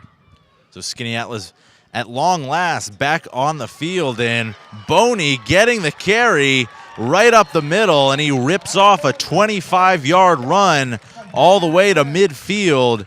So Ari Boney, after staying on the field defensively for that entire drive, he's not tired at all. Skaneateles feeding him as he rips off another big run. It'll be 1st and 10. The Lakers going quickly here. A quick pass out of the reach of William McGlynn. Incomplete. I've got to give credit to Bishop Ludden on defense. That was Andrew Cervantes on the coverage, and Bishop Ludden has actually played very solid coverage. They've been very simple. They've just been playing man defense the entire game, and they've really been able to stay with these Skaneateles receivers. Not a ton of separation tonight. Fake the handoff to McGlynn, and Boney again. He's got it past the first down marker, and he's hit out of bounds. And at this point, Mike, Boney is just ripping off chunk yards every time he touches the ball. He's really imposing his will, and I don't think he's been tackled by one defender once tonight. It took three defenders and a sideline to bring him down that time. But you can see the strategy for Bishop Ludden. They were not going to let Patrick Hackler beat them through the air. So Ari Boney has picked up the slack. Hackler now going to the air, and it's dropped. Dropped by William McGlynn. Incomplete pass. William McGlynn dropped that one. Just a very simple little hitch route, 4 yards, and he turned around. Hackler delivered the pass, but it was maybe a little bit low. McGlynn kind of had to bend down, and then he tried to body catch it as well, so maybe a little too much going on there, and that results in an incompletion. High snap there for Skaneateles. Hackler able to recover, and he's going to get taken down for a mammoth loss. A loss of about 14 yards. A high snap.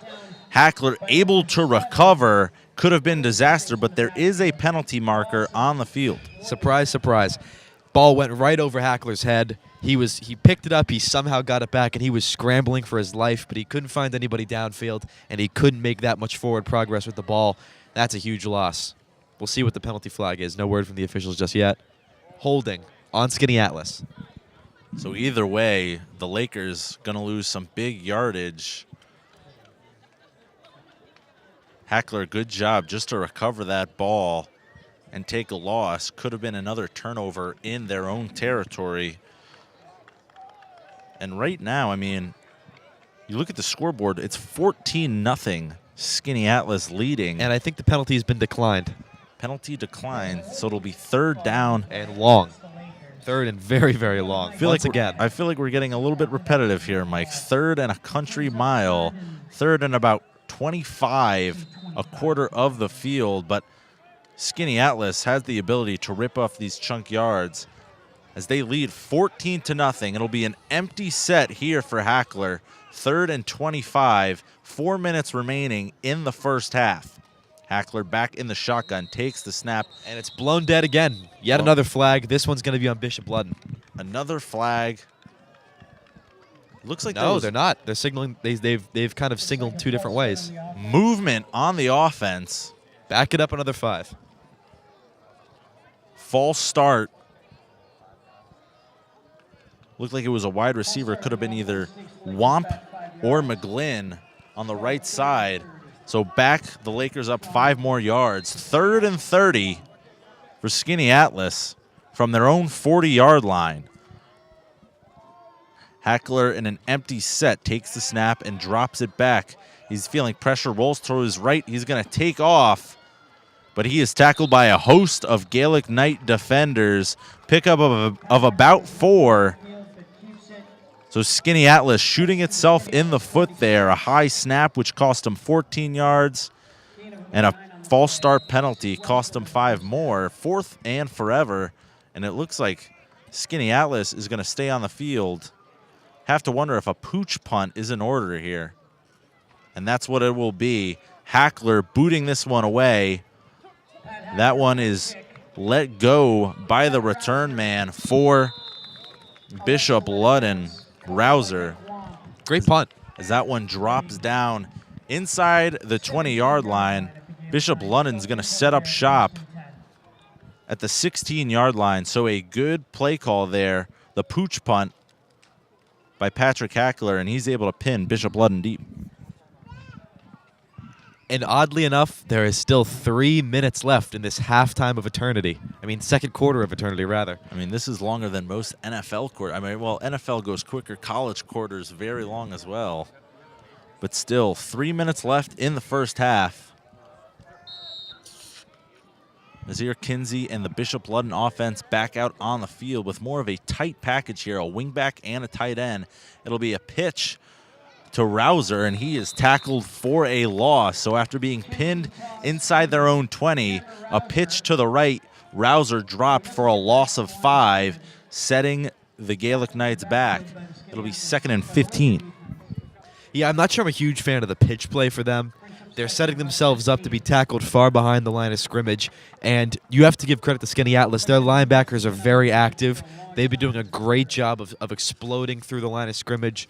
They are blitzing. They've got people coming unblocked on basically every single play. So it's really very, very tough for Skaneateles to run pitch plays because they don't have the blocking, and it takes too long to develop. By the time the running backs got the ball, somebody's already in the backfield. Kinsey gives to Derby up the middle. Another trap play. Pickup of only 3.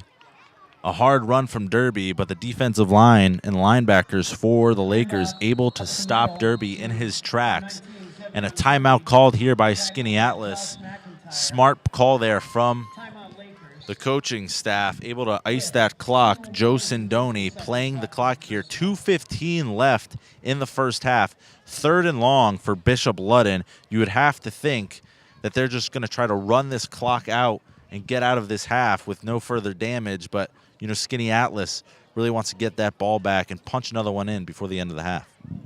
Skaneateles has that quick, explosive offense. If they can get this ball with maybe a minute 45, minute 30, it should be, in theory, very easy for them to throw some passes and get downfield. The problem is that Skaneateles really has done nothing through the air tonight. I mean, they've had 1 pass completed downfield. So going into this game, we were really saying a lot about Patrick Hackler and how prolific he is and how great he's been through the air this season and last season. But so far, they've relied almost exclusively on the ground game to kind of get any momentum and any yardage. So if Skaneateles is able to get the ball back here with about a minute and a half, it'll be very interesting to see if Hackler can kind of get some momentum going. R.A. Boney with 2 scores. One from about 9 yards, the other from about 25, and that is the difference. 14-0, Skaneateles leads. Kinsey takes the snap, and it's bobbled, and he is under fire, and look who it is. Boney himself taking Kinsey down for the sack. And another timeout called by the Lakers. So they are going to get the ball back with at least about 2 minutes to go, and that is more than enough time for Patrick Hackler and this offense to put another one in the end zone before the half ends. But for Bishop Ludden there, a high snap, a sloppy play from the get-go, and that led to trouble for Nazir Kinsey. This has been a theme all game, and we saw it very, very easily on that play, is that Bishop Ludden just has no answer for the blitz right now. They have not been able to figure out any pass routes, any, you know, these kind of quick little dump-offs, maybe a few screens or something of that nature. This entire game, Skaneateles has been stacking the box, 10, 11 in the box, no safeties, and they've been blitzing 6 or 7 every single play. And Bishop Ludden, it almost as if they don't even notice. They're running tosses, they're running long, deep passes, and they haven't really adjusted their blocking. They haven't adjusted their routes. And when you're facing a team that is as physically imposing as Skaneateles and you're not winning at the point of attack, you've got to be able to out-scheme them. And right now, they really just have no answer for Skaneateles' strategy on defense. Skaneateles defense coming into this one surrendering just over 11 points per game. So stout on the defensive side and explosive on the offensive side. That's been the formula so far for them this season. The reigning Class C state champs. And on 4th down, Nazir Kinsey, set to punt things away to Nick Womp. Womp will field at the 50-yard line, and he'll finally have a chance to return. He's up the left side. That's going to be a block in the back. This one's going to come back. Womp pushed out of bounds at about the 15-yard line. Would have been fantastic. Craig Shearer, number one, Craig Shearer, right at the point of attack. It wasn't one of those block in the backs that happens far away from the play. That was right at the crease there, and it's just an elementary call. Blocks the Bishop Ludden defender right in the back, and that's going to come back, and it looks like they're going to have to bring that one way back because the block happened very close to where Womp caught the ball. Spot of the foul. The flag is at about the 43-yard line of Bishop Ludden. They ended up calling it a holding. So, looks like they're going to have the spot of the ball close to the Bishop Ludden 40.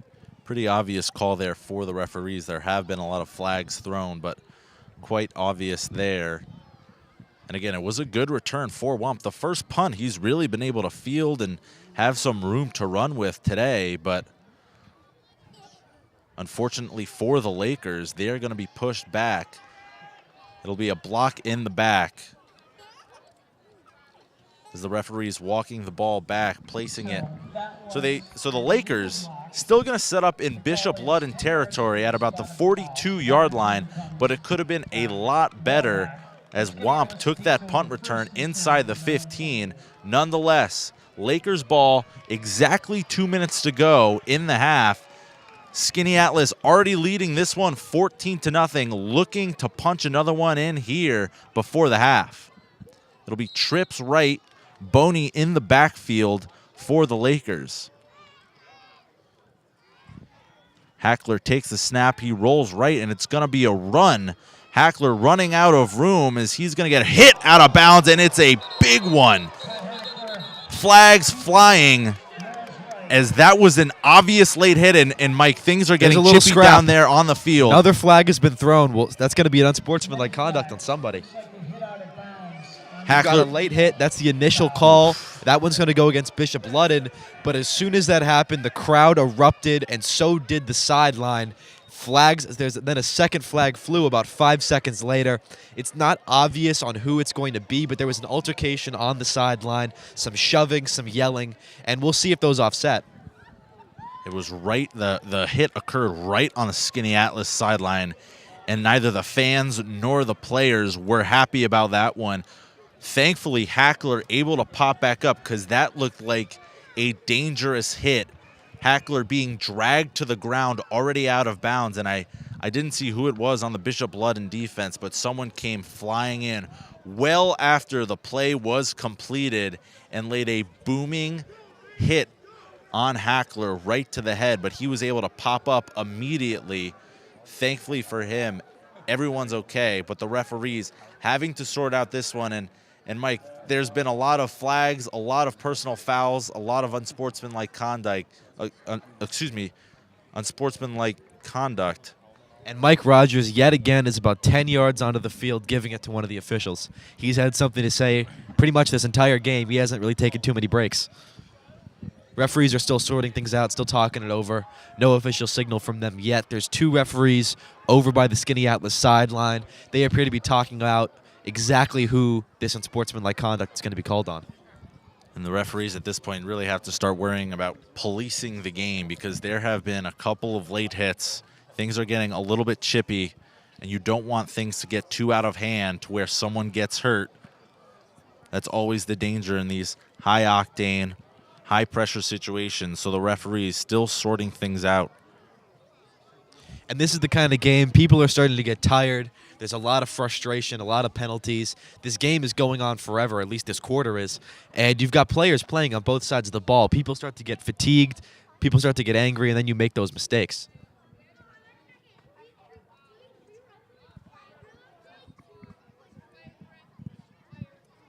So a player wow. has been ejected from Bishop Ludden. You hear the crowd erupting. Oh, and that is a big loss. A big loss for Bishop Ludden. It's Tamir Rouser, as he was the one who was flagged for that late hit, and he has been ejected from the game. Matthew McGlynn waving goodbye as Tamir Rouser walks off the field. Some offsetting penalties there, but that's a huge loss. That's their star running back. And once again, Mike Rogers, 15 yards onto the field, and he's having a chat with the officials. And we're hearing some chants, some yells from this sideline and from this crowd. They were not happy with that hit. Not happy with that hit, not happy with Mike Rogers.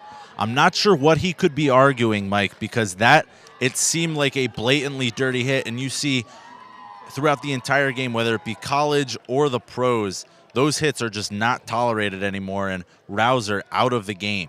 Certainly not, and that's, maybe not exactly this, but that's one of the dangers of playing your star players on both sides of the ball, because Tamir Rouser, the starting running back, he's the brunt of their offense and has been today, and he's out of the game for something he did on the defensive side of the ball.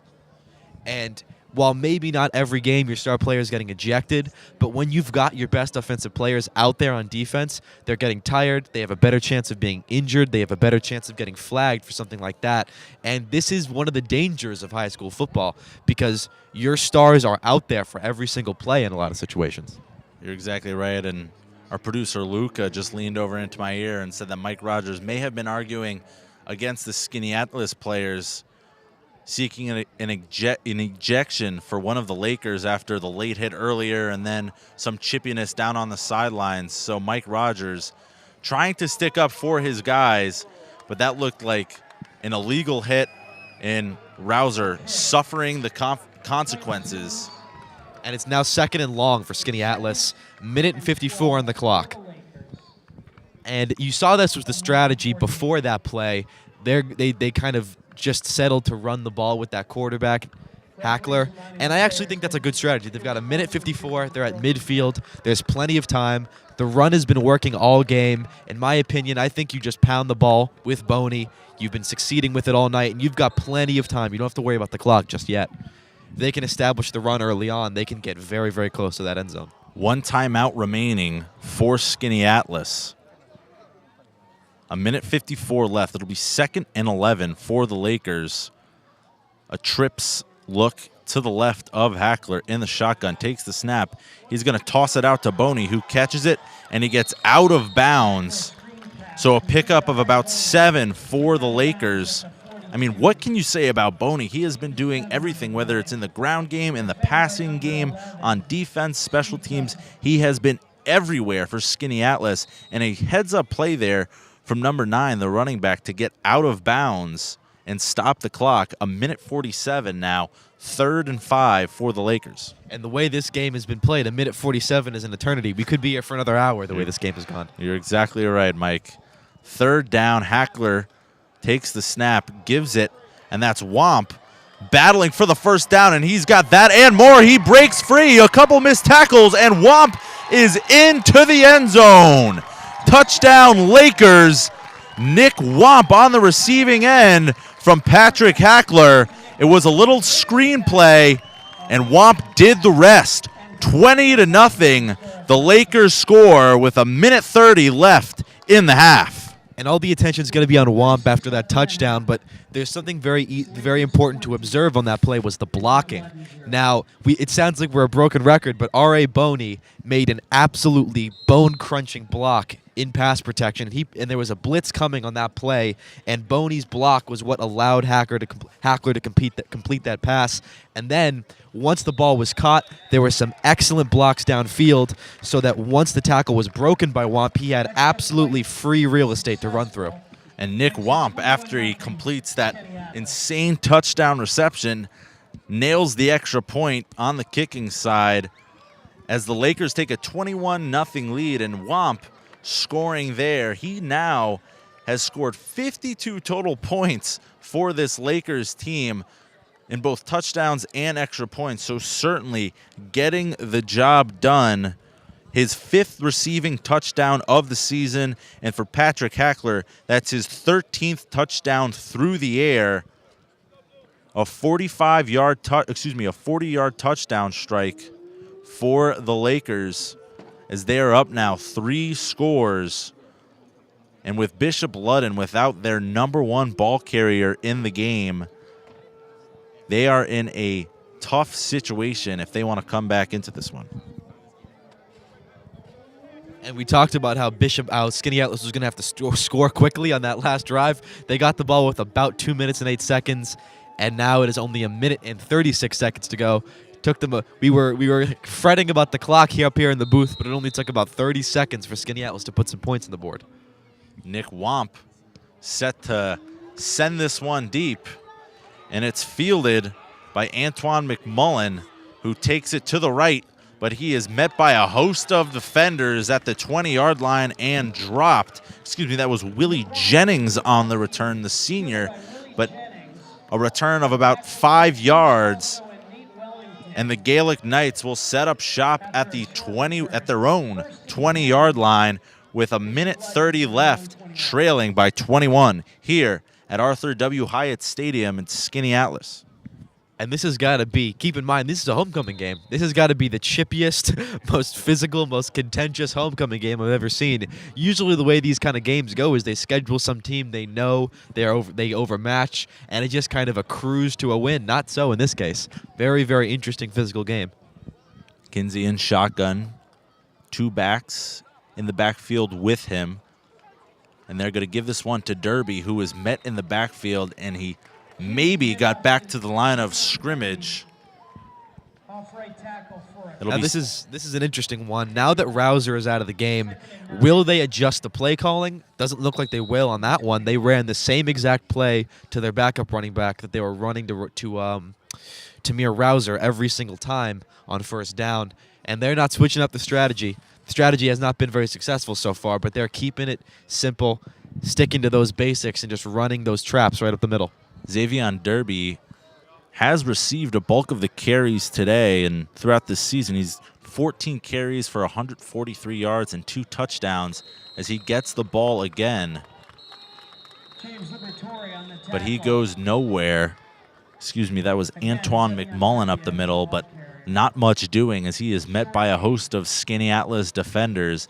It'll be 3rd and 9 for Bishop Ludden, and a timeout called by Skaneateles to stop the clock. And you think here, if you get a quick stop, play clock 25 seconds in the state of New York, they could get the ball back with about 10 seconds left to try and make something happen, hope for a Hail Mary at the end of the half. But again, Skaneateles already up 21. And another flag flies for unsportsmanlike conduct. The receiver took his helmet off and just threw it on the ground before the snap. You can't make this up. Yet another unsportsmanlike conduct penalty on Bishop Ludden. Unbelievable. Just when you think we've kind of ended the contention here on this game, it keeps on going as number 80 walks right off the field after dropping his helmet. Terrence Blatch. Not sure what happened, if he was upset with one of the coaches on the sidelines or one of the referees, but he slammed his helmet to the ground. He was flagged, and that'll send the Gaelic Knights back. Blatch, meanwhile, walking to the bench by himself. So another unsportsmanlike conduct penalty on Bishop Ludden. That's their 4th of the contest, and that'll push them back 10 yards. So it'll be 3rd and 19 from their own 12-yard line. And what's the play here, Mike? I mean, you don't want to drop back and have Kinsey under pressure and throw an interception this deep in your own territory. They're also a little too close to the goal line. The way that they've been lining up, it's possible that it's one of those long plays they can put themselves in a position for a safety. It looks like a wing-back formation. They actually look like they may be punting. You're but it's right. only 3rd down. They look like they're in a punting formation.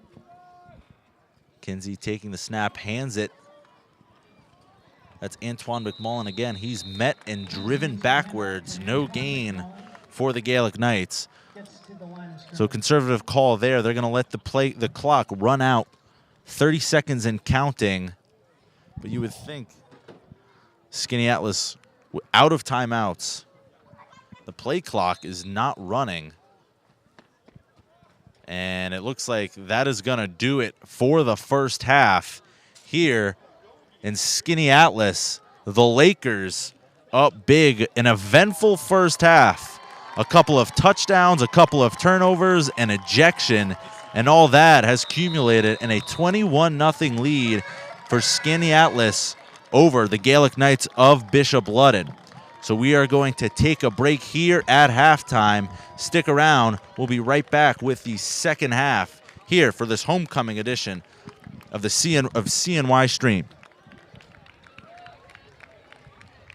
The Skaneateles football program would like to thank its major corporate sponsors. 5 unsportsmanlike conduct penalties in that first half? I believe it was 5 unsportsmanlike conducts, a couple of personal fouls, and that all culminated into an ejection for Bishop Ludden, and a big loss at that, Mike. That was. Tamir Rouser, the star running back for Bishop Ludden, got ejected after making a gratuitously violent late hit out of bounds. And he's their leading rusher. He's their leading offensive player by far.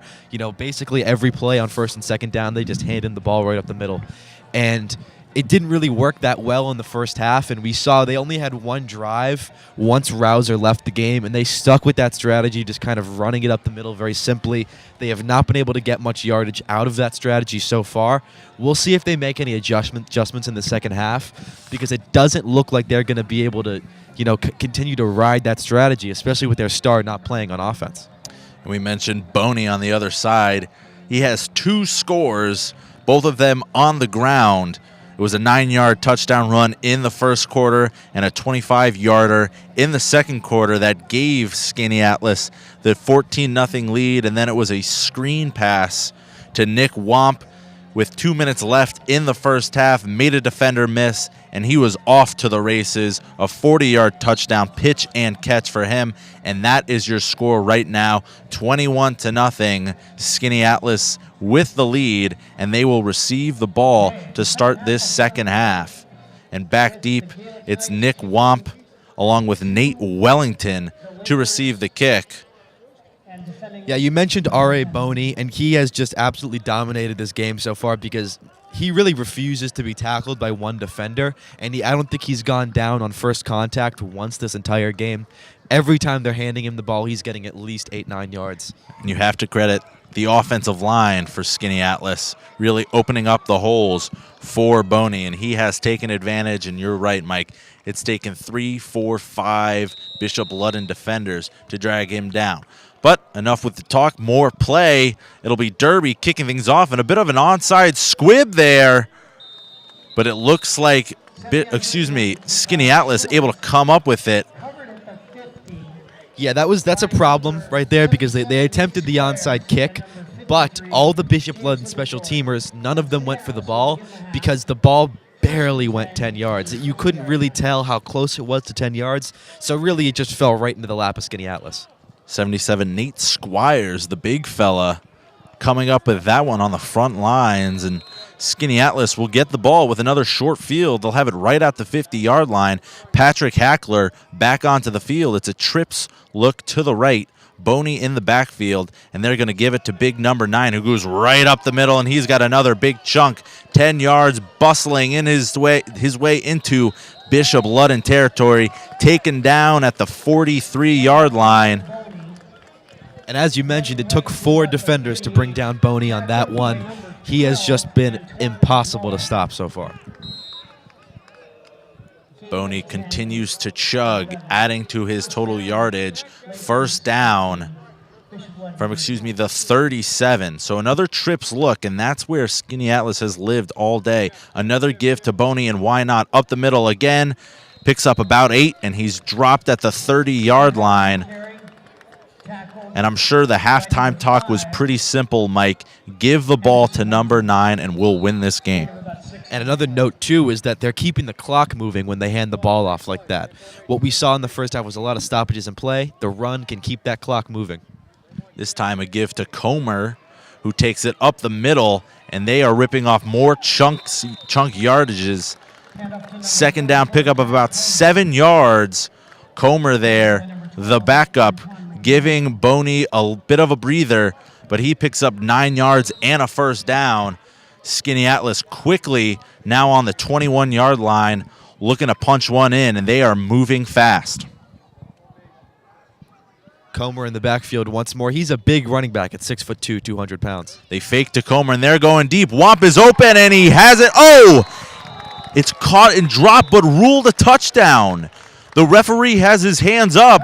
The ball was dropped, but it looks like Skaneateles is going to be given the touchdown. Some confusion around the field, and it looks like another penalty flag is on the turf. And it's on Skaneateles. A legal man downfield is the call, so an offensive lineman must have been a few extra yards deep, but a tricky play there from Skaneateles is Nick Wamp. He caught the fade, came down with it, and at the last second, the ball popped loose, but I don't think the back judge saw the ball fall out and awarded Wamp the touchdown, but that looks like it's going to be negated. And a Bishop Ludden player is on the turf with an apparent injury. Call on the field is a legal man downfield. So that touchdown pass will come back. Very, very strange sequence of events there on that touchdown. We saw blown coverage. Nick Wamp went right by his man. He comes down with the ball in the end zone, and then it felt like as soon as his feet hit the turf, he dropped that ball. They ruled it a touchdown. They ruled that he got possession of the ball and he got those feet down, but he dropped it almost instantly. I'm actually surprised they even ruled that one a touchdown. Nevertheless, though, Number 5, Akeem Stackhouse is heading off the field with an injury. He's got his helmet off, although he is walking on his own power. First and 15. It'll be 1st and 15 now for Skaneateles. Boney back in the game. Hackler in the shotgun. We'll see if they take another shot here or give this one back to Boney. And to Boney they go up the middle, and he is tripped up. A gain of about 3. A nice shoestring tackle there from Jack Reel at the point of contact. A pickup of about 2 for Skaneateles. I think that might be the first run all day for Skaneateles that was stopped at or around the line of scrimmage. This entire game, we've been taking for granted that they're going to get 15 yards a pop. 2nd down and 13 now for the Lakers. Hackler in a shotgun set. Takes the snap, and he's going to feed it to Boney, who is hit at the line of scrimmage and is going to be dropped. No gain on the play.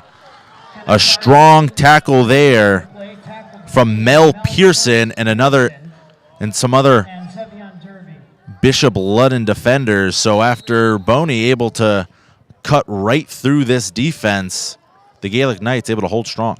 Very interesting, and you would think that they've changed up the scheme. They really haven't. All that happened in those 2 plays was Bishop Ludden is just winning at the point of attack.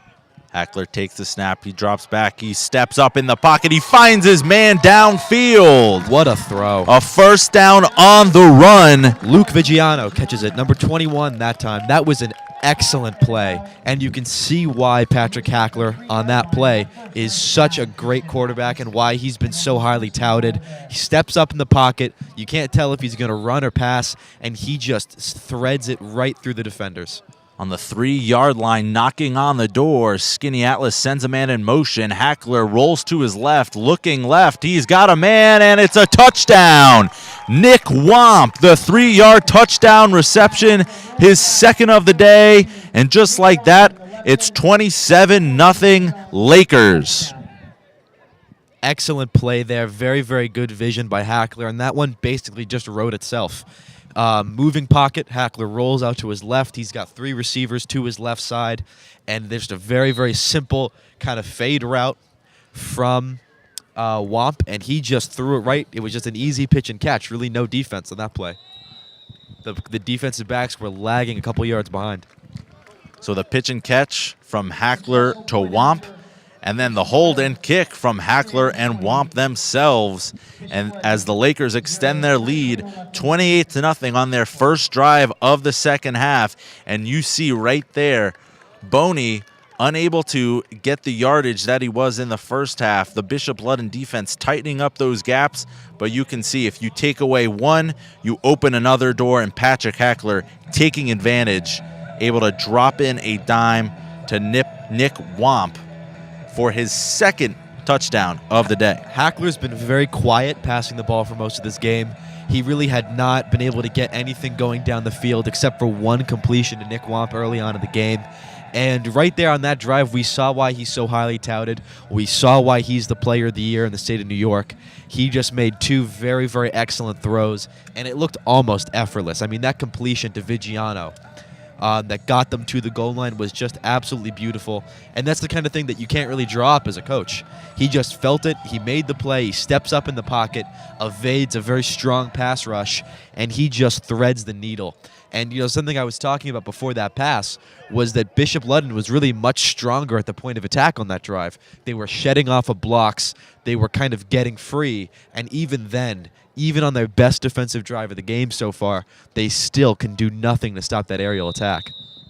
For Bishop Ludden, pick your poison with the Skaneateles offense as Nick Wamp sends this one deep, fielding it at the 15-yard line and taken up around the 25 and dropped there Number 21, Odell Darby, with a 15-yard return, met by a host of Skaneateles tacklers. So the Gaelic Knights are going to set up shop at their own 25-yard line, and they need to score in a hurry. This one slipping away from Ludden. Yeah, very rough game for Bishop Ludden on offense in the first half. I think they maybe recorded 2 or 3 first downs the entire half. And without their number 1 player, Tamir Rouser, we'll see if they can kind of make any alterations to that game plan and get anything going on offense. And now they're lined up in the same formation they have all game with that 2-back set. Kinsey in the backfield takes the snap, hands it to Derby, who lowers his head and pushes his way forward. Pickup of about 2 yards. Second down upcoming for the Gaelic Knights. And if you're just joining us, Tamir Rouser was ejected from the game in the second quarter after a late hit. Helmet-to-helmet contact. He was removed from the game. The Gaelic Knights leading rusher in a huge loss as he was removed from the game on a defensive play. So Bishop Ludden a little bit hamstrung here on the offensive side. Second down and 8. Skaneateles is showing a blitz. Back to pass. Great completion. And he's still going. He's got some juice. McMullen on the reception, and Mike, you called it. Probably the longest play from scrimmage for the Gaelic Knights is Nazir Kinsey found Antoine McMullen across the middle. A couple of missed tackles. Mike, you said it. Skaneateles brought the house. They could not get home, and that left some gaps defensively for the Lakers. And that's the puzzle that this team needs to solve. Skaneateles has been blitzing all night, showing no respect to the passing game, and really the Gaelic Knights have had no answer. First down at the 50-yard line, a give to Derby. Another dive play right up the middle, not much doing, about a yard. So it'll be second down and 9 for the Gaelic Knights, trying to muster some sort of offense. The Gaelic Knights really have been kind of playing themselves into a corner for much of the first half, where they would run these dive plays early on in the offense. They would have second and long, third and long every time, and then they would have to get so much yardage that they did not have enough time for that freshman quarterback, that converted wide receiver, to make throws. And as we saw in that long completion, it was just a quick slant. If they can get the ball out of his hands quickly, they've got a chance to get some yards. Another dive to Derby, nothing doing. Met at the line by the big man Josh McIntyre, and we've got to give credit to the Skaneateles defensive line. They have been putting in the work all day. Josh McIntyre, Jimmy Liberator, Jack Carlisle, they have been winning the battles in the trenches and have stunted this Gaelic Knight offense. Absolutely. Now it's 3rd and 11. Let's see what the offense dials up here. See what they do. See if they get Kinsey the ball through the air. Skaneateles showing pressure again. Kinsey takes the snap, drops back, looking to his left, sending it deep, and it's overshot, looking for Steve Tussing. But Kinsey overshot his target on 3rd down. One-on-one coverage, like the matchup, but could not connect with the freshman wide receiver. So freshman to freshman there, and that just shows a little bit of the inexperience on this offense. Bishop Ludden, a young team, as we mentioned, making the jump from Class D to Class B. Certainly difficult to do, and right now, facing off against another Class B opponent in Skaneateles, things have not gone their way today. Kinsey sends this one deep. Womp back to field it. He's going to let this one bounce to the 20-yard line. Another flag. What is going on? 2 flags on the play, and it looks like a couple of tie-ups there.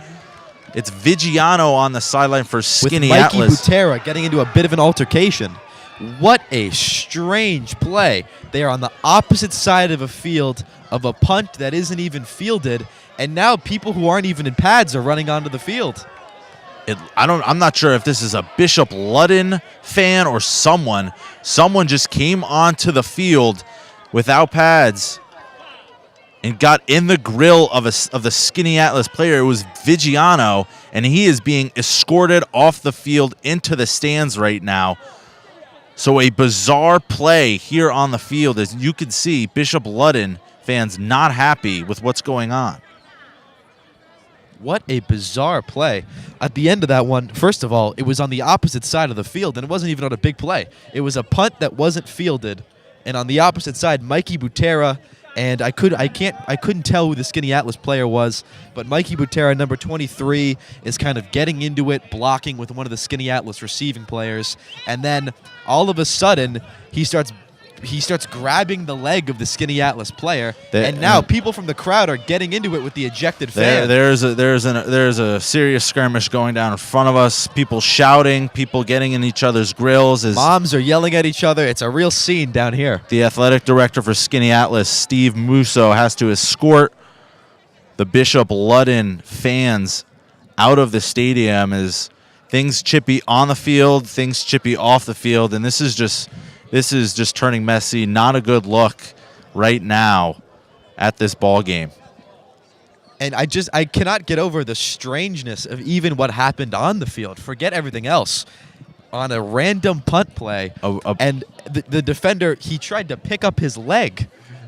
The punt landed on the left hash. It was over by the left side of the sideline, more towards Bishop Ludden's sideline.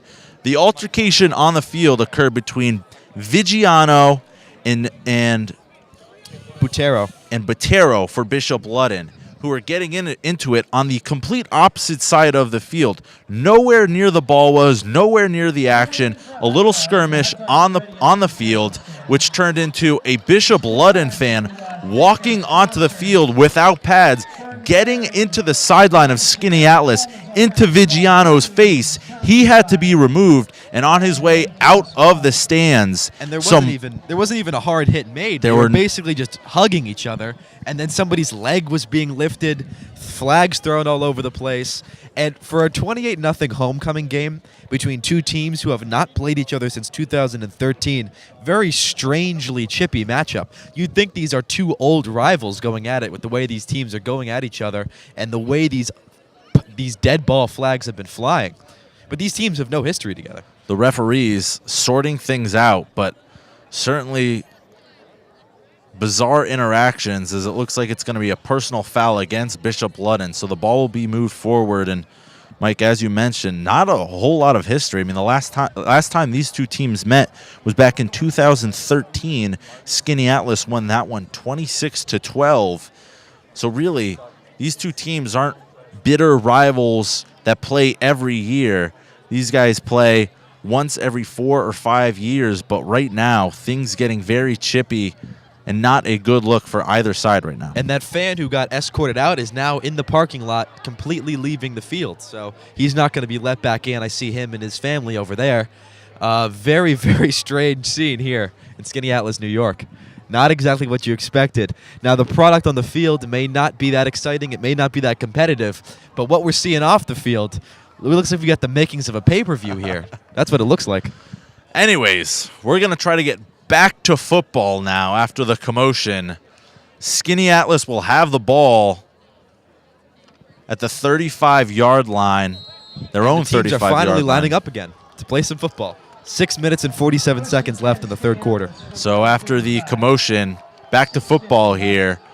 Patrick Hackler back out onto the field, motion to the left. They'll pitch it to Boney. A missed block. He cuts it back, lowers his shoulder, and is able to grind for 3 extra yards as he was met at the line of scrimmage. Boney putting his shoulder down and working for 3 yards in a cloud of dust.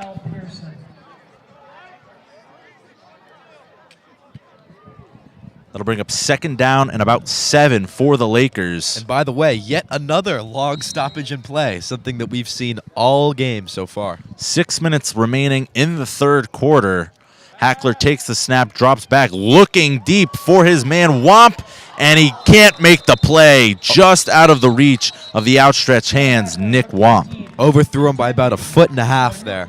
That one was very, very close to being a 60-yard touchdown. Mike, stop me if you've heard this before, but there's a penalty flag on the field right now. Holding on the offense. Skaneateles is going to be walking that one back.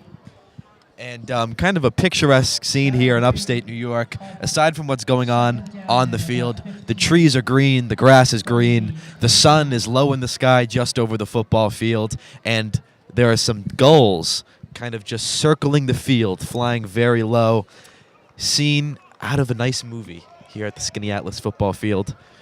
Maybe a little less made for the big screen of these altercations in the crowd. Certainly a bit of a bizarre game, and a couple ejections, a removal from the stadium, about 5 unsportsmanlike conduct penalties. And I mean, I would have to look at the numbers, Mike, but I think if you measure this one out, there has to be average out to at least 1 flag every 2 plays. I mean, this has been a slow game, not a whole lot of rhythm. Skaneateles has dominated offensively, but Hackler taking the snap, looked like he wanted to run with it, and he will, and he picks up about 10 yards before he's dragged down at the 33-yard line. Yeah, that play was designed as a wide receiver screen, but I couldn't tell what exactly disrupted the play there, but Hackler decided not to throw it. Instead, he came down and ran, and Skaneateles is now going no huddle. 3rd and long for the Lakers. It'll be 11 yards to the first down marker. It'll be a double set, 2 wide receivers to the left, 2 to the right. Boney in the backfield as per usual. Hackler barking out the calls at the line of scrimmage. He'll take the snap and roll to his right. A little bit of pressure from Bishop Ludden, and the throw is incomplete. Hackler looking for his man Womp. He's been the guy all night long on a comeback route, but could not come up with that one. That throw leading him a little bit out of bounds. It'll be 4th down. Outstanding play from Bishop Ludden by Mel Pearson, number 44. He came just screaming through the line of scrimmage. Bishop Ludden brought 6 on the blitz. Skaneateles only brought 5, and he blew that play up. Great job. He had Hackler running 10 yards backfield. Skaneateles keeping the offense out there, but I would assume another pooch punt, and there it is. Hackler sends a booming kick, and that one will bounce all the way down to the 27-yard line. So the pooch punt, second time we've seen that today. Didn't really fool anyone, as Bishop Ludden had a guy back ready to receive, but it rolls into Bishop Ludden territory. The Gaelic Knights will take over. 5 minutes and 11 seconds left in this 3rd quarter. And what I was kind of actually very pleased and surprised to see from the Gaelic Knights on that last drive, we got to see what Kinsey can do when you just give him a quick little pass. They threw a quick slant that got them about 10 yards. We'll see if they can kind of stick with that and find a little rhythm with the play calling, because what they've been doing all game, these runs up the middle, have not worked. And you see now Bishop Ludden spreading things out. They're going to give it to Derby up the middle. He is stopped at the line. Big number 66, Josh McIntyre, making the play.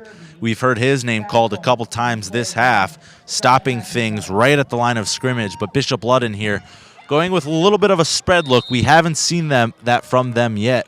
4 wide receivers split out. And with 4.5 minutes remaining in the 3rd quarter, they're going to have to score some points in a hurry. Kinsey now lined up in the shotgun, a 4-wide set.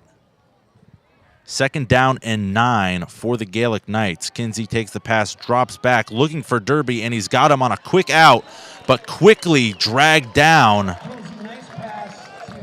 by Skaneateles. Almost no gain on the play, and that was Nate Wellington, the free safety, coming down to make the play. So it'll be 3rd and 8 for the Gaelic Knights. And it was a good little pitch and catch there with Kinsey. Good ball, good route, but the problem is that it's just too shallow. It's on 2nd and long, and you're running a 2-yard pass pattern. They don't trust somebody on that offense. I don't know if they don't trust the running back to make a catch downfield, or if they don't trust Kinsey to throw the ball. But that's just a 2-yard pattern. That's not going to do it on 2nd and long. Kinsey takes the snap and hands it off, and Derby met at the line of scrimmage yet again.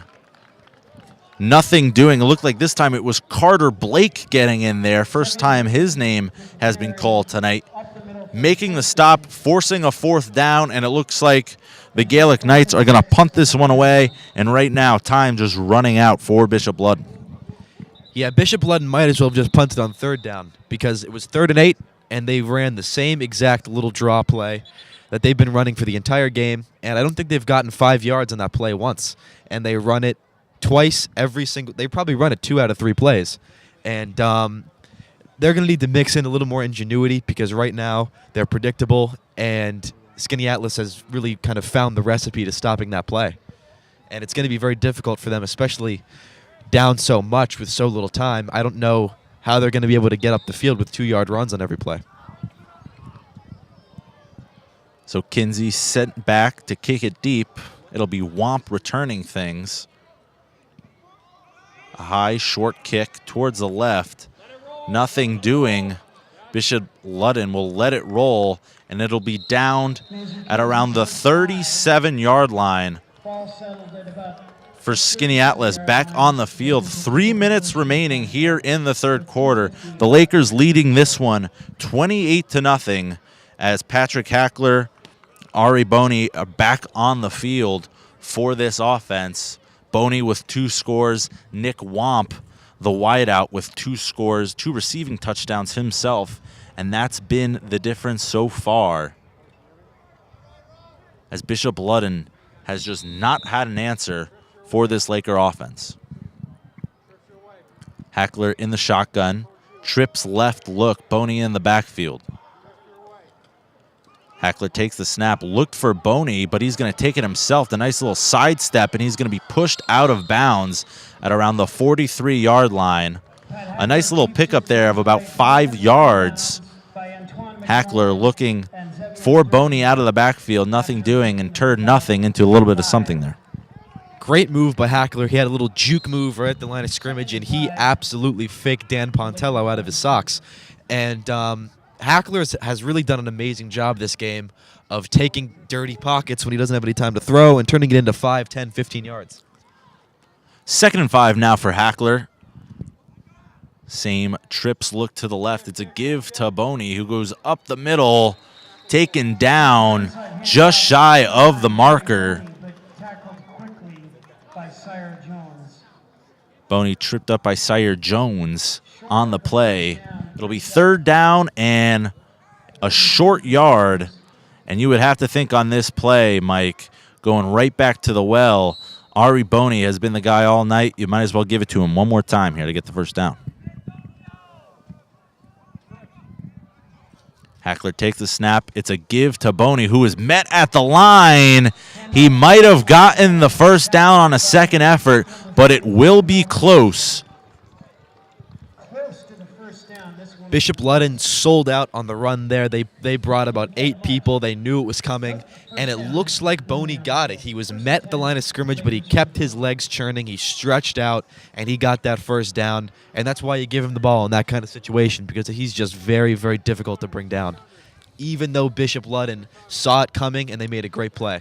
Minute and a half remaining in the third quarter. 1st and 10. Bishop Ludden packing the box. Looks like they'll blitz here.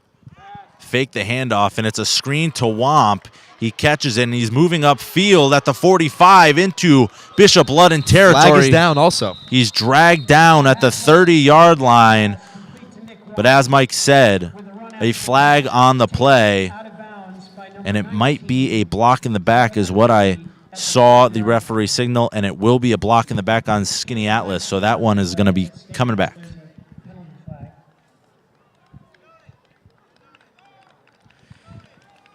Interesting defensive strategy from Bishop Ludden, where it's going to be coming back on a penalty, but it was a great gain initially for Skaneateles. Bishop Ludden only put about 3 defensive backs on the field, and they brought a ton of pressure.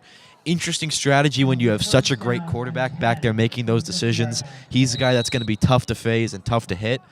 We'll see if they what they do here, because they're desperate for a big play right now, down 28-0 late in the third. We'll see if they keep blitzing, if they play a little more conservative, what that coordinator has dialed up.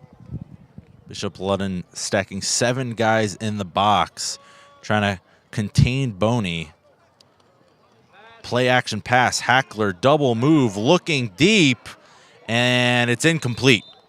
He was looking for his man Nate Wellington across the middle on the post pattern, but a little bit of a double clutch there into triple coverage, and that one fell harmlessly to the turf, but a bit of a dangerous throw there from Hackler. Hackler just missed him. He had a good little advantage there. The receiver was open down the field. He had actually gotten past the entire defense. He had maybe a couple feet of separation, and Hackler just slightly overthrew it. Second down now at the 50-yard line for Hackler. He takes the snap and he rolls left. Looking. He's going to find Wellington, who is hit immediately. A 12-yard pickup. And another flag. A first down, but a flag pending. Far hash mark, right at the first down marker. He was hit immediately, pushed backwards. So we're waiting on the flag. And you mentioned earlier that there's been a flag every 2 plays. Well, on this drive, the last 2 plays, there's been a flag. Unbelievable. And the Skaneateles offense is moving backwards, leading us to believe that it is on the Lakers, waiting for the official to make the call, and it was offensive pass interference. So that'll push Skaneateles back 15 yards, and they'll do it again. Second down, and Very long. Very, very long. we've been saying that a lot tonight, I feel like, Mike. Second and about 22. That'll push them back all the way to their own 35-yard line. 15-yard penalty on the play. Still second down for Patrick Hackler. And this is interesting. The clock is now rolling. So that's a penalty flag. The clock is supposed to be stopped. Fake jet sweep, and it looks like it's a screen for Boney, and it is. He catches it. He turns it upfield, sheds a tackle up to the 46 and taken down. A pickup of about 13 yards. Ari Boney picking up the penalty yards, and it looks like that will take us into the final frame. 5 seconds remaining and the clock running, and both teams walking off to the sidelines. That will do it. We're 3/4 of the way there. 28-0. The Lakers lead the Gaelic Knights. Absolutely, and it's really been it's a strange game because there's parts of the game that have been unbelievably competitive and unbelievably contentious, but the scoreboard has just not shown that. And, I think Bishop Ludden has actually competed on defense. They've made some plays. They've gotten in the backfield. They've broken up some passes. But unfortunately, their offense just cannot get anything going. The line does not really know how to handle the Skaneateles blitzes. And the coaching staff is really not giving Kinsey any opportunity to try to beat them through the air, because by the time that they give him the ball, it's usually 3rd and 15, and he just does not have the time to complete that kind of pass. So the play calling's been stagnant, the running game's been stagnant, and that's why that Bishop Ludden has a big goose egg on the scoreboard right now. And for Bishop Ludden, only able to crack into Skaneateles territory twice today, and really it was an unstoppable force in the Skaneateles offense, meaning an immovable object in the Bishop Ludden defense, as Skaneateles offense came in averaging 49 points per game, and Bishop Ludden only surrendering 11 points per game. And for the most part, it hasn't been a terrible day for Bishop Ludden, but they did let Ari Boney carve them up early on, as he was able to slice and dice his way into the end zone twice in the first half. And then Nick Womp sealed the deal with a couple of long touchdown passes, long touchdown receptions. 28-0 your score as we head into the final frame. And Bishop Ludden has jumped up 2 classes, gone from Class D to Class B, which is a huge jump in talent, huge jump in quality. This is the kind of game where you see how they can fare in this new class. 3rd and 11 for the Lakers. Hackler rolling left, looking for his man Womp, and he's got him. A pickup of about 30 on the play. Womp coming down with the reception. And Patrick Hackler rolling left, squared his shoulders, and floated that one in perfectly to Womp. And that connection has been there all day long. And the defense was really just nowhere to be found. So the strategy all game for Bishop Ludden has really been to put pressure on Hackler and try to blitz him. But the problem is they just do not have enough people in the secondary, and it seems like every play somebody is wide open down the field. Motion to the right for Skaneateles, but Hackler takes the snap and rolls left, looking for his man Wellington, off his hands and out of bounds, incomplete, second down. Kind of a strange play call there. Hackler rolled left, but he only had one receiver going to his left, and it would have been pretty difficult for him to try to reverse field and throw it to the right side. Looks like they were kind of telegraphing that play. Also rolling into the boundary as the ball placed on the left hash. Skaneateles on the 25-yard line of Bishop Ludden. Wellington in motion to the right. Hackler receives the snap, rolls right. He's got his man Womp for a completion, a comeback route, and Womp battling for extra yards. Finally pushed out of bounds, but not after a pickup of 13 yards. Nick Womp has been the man all day in every spot for Patrick Hackler. He has been the safety blanket. Another first down as the Lakers driving deep into Bishop Ludden territory. First and goal. Something also important to note, the clock is now rolling. Looks like Nick Womp got out of bounds on that play, but it seems like they're going to keep the clock rolling. We'll see if that continues for the rest of the game or if that's just an aberration. Shotgun snap, right hash. Hackler drops back, looking. He's got his man Wellington in the end zone for a touchdown. 10-yard TD pass. Hackler's third of the day. This time it's Nate Wellington on the receiving end. 34-0, the Lakers lead. And that's the kind of play where you can see how Skaneateles is the state champion. You can see why they're ranked third in the country right now. That was perfect execution. The route was ran beautifully. It was a beautiful throw by Hackler. And I hate to keep bringing up his name, but Ari Bonney made an absolutely crushing block in the pass protection there. There was a free rusher coming right up the middle. Bonney met him in the hole and just absolutely cracked him. And that is what gave Hackler the time to complete that pass. Extra point is good as Nick Womp remains perfect on the season in PATs. The lead is extended 35-0. This Skaneateles offense took a little bit to get started, but now that it's rolling, is on the move. They are up big time and have pretty much put this one in the bag. Yep, 10 minutes and 49 seconds. No, 49 seconds here to go in the fourth quarter. And Patrick Hackler had kind of a rough start to this game through the air. His only completion in the first half was one of those rollout throws to Womp. And then here in the second half, he's absolutely come alive. He has made some excellent downfield throws, particularly to Nick Womp, and he has just absolutely carved up this Bishop Ludden defense for these last two drives. They have no answer for him right now. And you can hear the Skaneateles fans giving their players a big round of applause, and it looks like some of the Laker backups will be coming in for the remaining 10 minutes as this one is about as done as it can get. And I mean, you have to look at Skaneateles. I mean, how dynamic is their offense? They came out, they tried to pass the ball, and for whatever reason, it just wasn't working early. And they said, all right, you know what? We're going to give it to our guy, Ari Bonney. He's going to do the job. And he ripped off some big runs early, setting the tone for the offense. And since then, it's been all Lakers for the remainder of the game. Great point. It was a very good coaching adjustment. The quarterback was not playing great. They don't want to keep Bishop Ludden in the game too long. They don't want to let them hang around. So they fed Ari Bonney all half, and that got them the lead that they needed. So by the time Hackler got going, the game was already pretty much out of reach, and it never really mattered.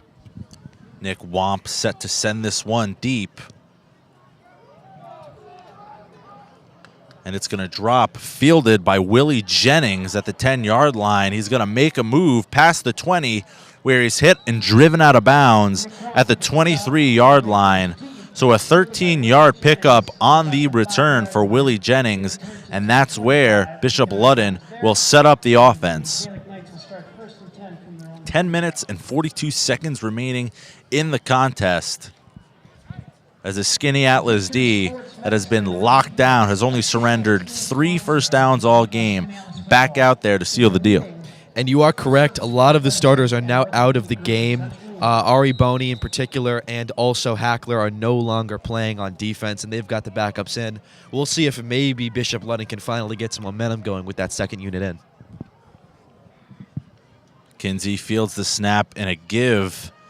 Fullback dive and taken down at the line of scrimmage is Pearson, his first carry of the game. Mel Pearson on the carry. Picked up about 1 yard on the play. It'll be second down. 10 minutes on the clock. And we'll see if Bishop Ludden gets any more creative here. They're playing that second unit. Do they try to pull something new out of the playbook? We'll see. Kinsey fields the snap, drops back, and he is under a lot of pressure, and he's going to go down. And you can see that Bishop Ludden is really scared of that pass rush. They only sent 2 receivers on that play downfield. So it looks like they must have been blocking 9 players, and 8 players rather, and they still could not contain that Skaneateles pass rush.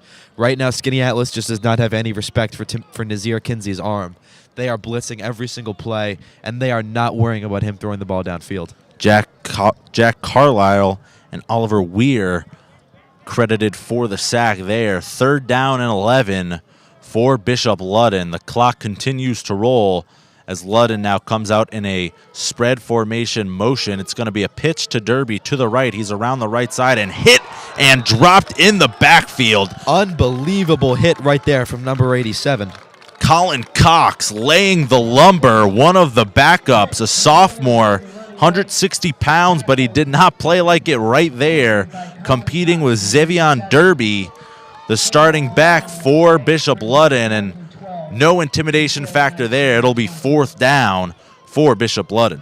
That was an unbelievable hit. We could hear that one loud and clear from up at our position calling this one. 8 minutes and 30 seconds, and Ludden will appear to punt the ball.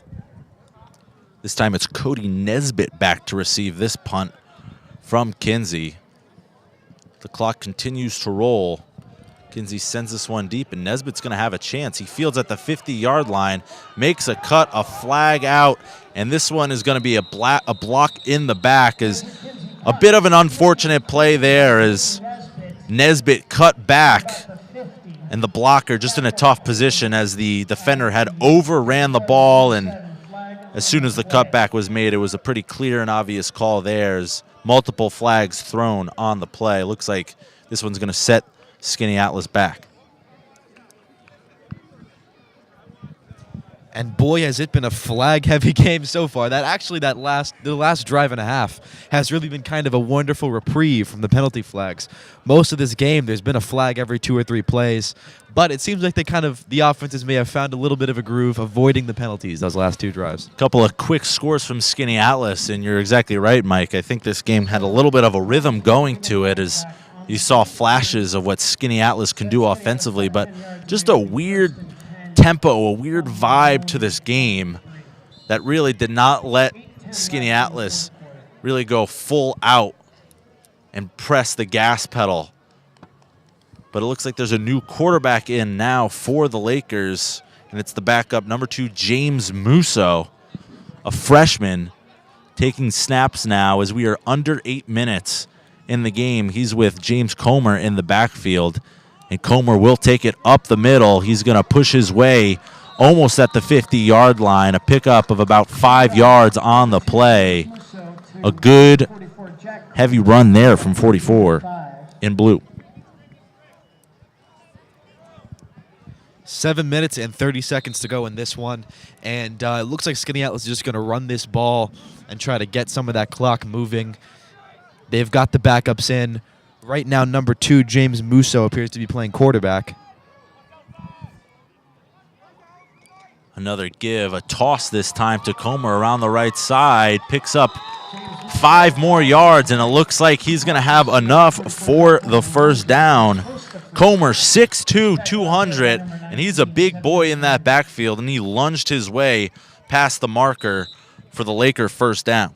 He's a sophomore. He's a backup, but he does not look like it. You don't see too many 6'2" running backs, but he has been very effective tonight. He got some burn earlier in the 1st half. He's been very physical at the point of attack. Very hard for this smaller Bishop Ludden defense to take down. On the year for Comer, 23 carries, 118 yards, and 1 touchdown to his name as he's going to get the swing pass out of the backfield up the left side. He's met by a host of Ludden defenders, not going down easily.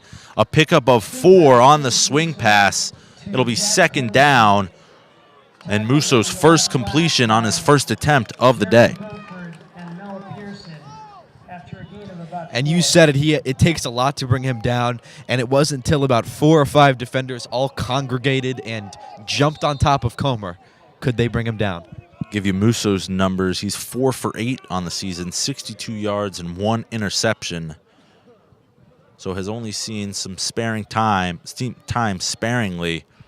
A couple of blowout wins for the Lakers. He's come in to do the job, and another completion, a strike there from Musso. A 10-yard hitch caught by Greg Scherer. Pickup of about 15, and a good-looking ball there from the freshman. Scherer, the senior, getting in 6 feet 170. He had 1 reception for 8 yards last week against West Hill. And so far this season for Skaneateles, their average margin of victory has been 37 points. So they're about on pace for that right now, as Musso with the give around the side, taken down out of bounds. That was Christian Pizzaleo Miles on his first carry of the day. Pickup of about 6 yards. It'll be second down. And you can see it seems like no matter who they give the ball to, they're able to have some success. And you can see how talented this team is, because once the backup's coming in, they're still chugging along, moving the ball right down the field. And Bishop Ludden still has their ones in there, and you have to believe that they are gassed after Skaneateles running a lot of plays. As Pizzaleo Miles gets this one again, he breaks through to the second level, out past the 10-yard line, does a somersault as he is upended, but a nice pickup there for the sophomore back. Unbelievable play by Pizzaleo Miles. He broke 3 tackles on that one, and at one point he absolutely ran over a Bishop Ludden defender. So a pickup of about 15. It'll be 1st and 10 from the 11. With about 4 minutes remaining in this one, Skaneateles looking to add to the onslaught right now, as they are already leading 35-0. Another give to Pizzaleo Miles up the middle, breaking through, and he is tracked down at the 5-yard line. A tough run, broke through a couple arm tackles, but eventually wrapped up. Second down now, as we are inside 4 minutes remaining. And Miles was met in the backfield on that play, but he made a really great cutback, very good vision. The play was designed to go up the middle, but he was met by some blitzing defenders, and he cut it right back to the left, and he was able to take that for a pretty serious gain. 2nd and 5 from the 6-yard line. A pitch now to Pizzaleo Miles to the right, and he is wrapped up and dropped. Solid tackle there from Willie Jennings. We've called his name a couple times both on offense and defense today, but he hit Pizzaleo Miles and dropped him for a loss of 5, so it'll be 3rd and 10 now for the Lakers. At about the 12-yard line with 3 minutes and 10 seconds to go here in this game. Clock continues to run. 3rd down. We'll see what Joe Sindoni goes with here. Trying to push another one in. Another pitch to Pizzaleo Miles, and another good solid tackle there from Willie Jennings, making both stops on 2nd and 3rd down, forcing a 4th down now here for the Lakers, and it looks like they're going to leave the offense out on the field. 16-yard line.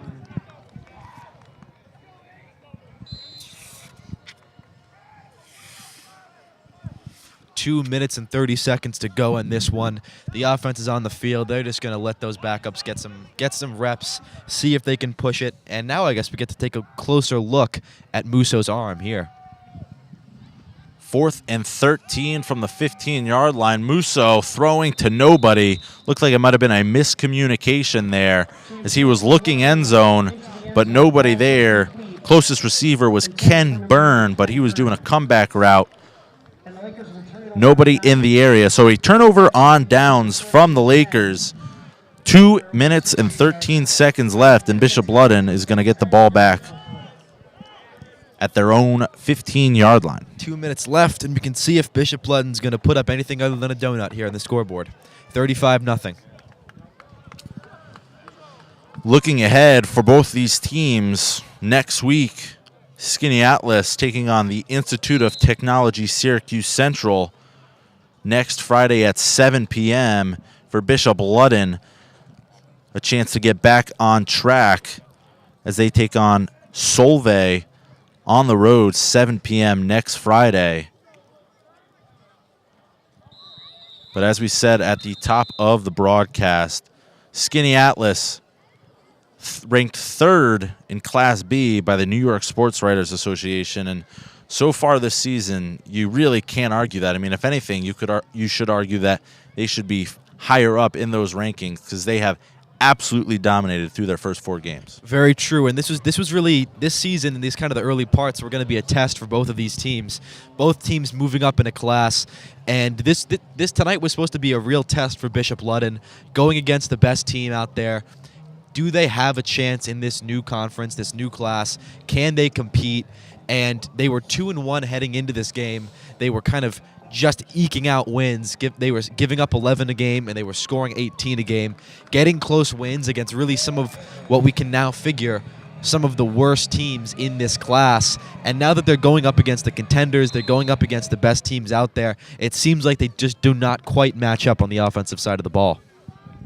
Bishop Ludden, a proud football family, as that ball is dropped on the handoff. Kinsey able to fall on it, but it looks like a couple of backups in the game right now. Miscommunication. It'll be 2nd down and long, but Bishop Ludden last year finished 9-1, losing in the Section 3 finals. So certainly a program that has had a lot of success, but against what many would consider lesser competition in Class D. And this has been a little bit of a rude awakening here in Week 4 against a strong Class B opponent in Skaneateles, and reality kind of came down on him hard today. 2nd and long, Kinsey takes the snap. He'll give it to Derby, who goes up the middle, dragging a couple defenders with him. A solid pickup there, about 10 yards out to the the Bishop Ludden 20-yard line. It'll be 3rd and 5 as we approach the 1-minute marker here in the 4th quarter. And, you know, it's funny. It just kind of goes to show you the kind of game it's been for Bishop Ludden. Once he saw open field, I was almost surprised. I kind of perked up a little bit once I saw that he had kind of gotten about 6 yards past the line of scrimmage, something that Bishop Ludden has just not been able to string together consistently this game. 3rd and 5, 50 seconds remaining and counting. Kinsey lined up in the 2-back formation. 2 wide receivers split out wide. Kinsey, a tough day under center, has been knocked around and without his best offensive player. A give now, this time to Odell Darby, who evades one tackler just to get hit by another. He's taken down. A pickup of about 1. And that'll do it. It looks like that is going to do it as the clock inside 20 seconds. Both teams walking off the field and towards the 50-yard line for the end of game handshakes. And that was a great homecoming victory for the Skaneateles Lakers. They are now 4-0, and they are ranked in the top 3 of this state. They are the state champions. They have the reigning state player of the year at quarterback. Looks like it's going to be a very, very promising season coming up for Skaneateles. Bishop Ludden, you can't exactly say the same. They had a very tough go of it tonight, losing 35-0. And it looks like it's going to be kind of an adjustment for them here in this new class. It's officially final, 35-0 your score. Skaneateles with the victory over Bishop Ludden. And we'll do a little bit of a recap. It was R.A. Boney early on in the first quarter. A 9-yard touchdown run set the tone. And afterwards, a 25-yard touchdown run to start off the second quarter. That gave the Lakers a quick 14-point advantage. And after that, it was Nick Womp who took a screen pass from Patrick Hackler 25 yards into the end zone. His 3rd touchdown of the year, Hackler's 13th passing touchdown of the year. And finally, it was a 10-yard out caught by Womp in the red zone. A good pitch and catch from the duo who had a big day. That was their 2nd touchdown connection of the day. That put the Lakers up 28-0 and really put this game out of reach, Mike. Absolutely. Now, the problem for the Bishop Ludden Gaelic Knights was that they just could not get anything going early on. early on offense, they kind of were able to get some stops. They were able to force Skaneateles into some miscues, but unfortunately, they just could not string together more than 1 or 2 first downs at any point in this game. And as soon as Skaneateles found their stride, they really were able to leave Bishop Ludden in the dust. And then briefly, kind of the last story of this game was how chippy it got, how many penalty flags there were, and that there were multiple ejections, not just from the field, but from the crowd, AJ. Yeah, a bit of a chippy game. Kind of lost its luster in the middle quarters. We were talking, this game really didn't have much of a rhythm. Lots of penalty flags, lots of bizarre plays. Ejections all over the place. I mean, really kind of got off the rails for a little bit, but Skaneateles, you have to give them credit. They did not lose their cool. They were the better team all day today, and they proved it physically and mentally. And Nate Wellington adding a touchdown reception as well, his 5th of the year. Patrick Hackler with 15 touchdown passes on the year, well on his way to a stellar senior season. But that's all for us on CNY Stream. A special thanks to Luca, our producer, helping us out today. I'm AJ Fabbri for Mike Furnari. Thank you so much for tuning in. We'll see you next week, folks.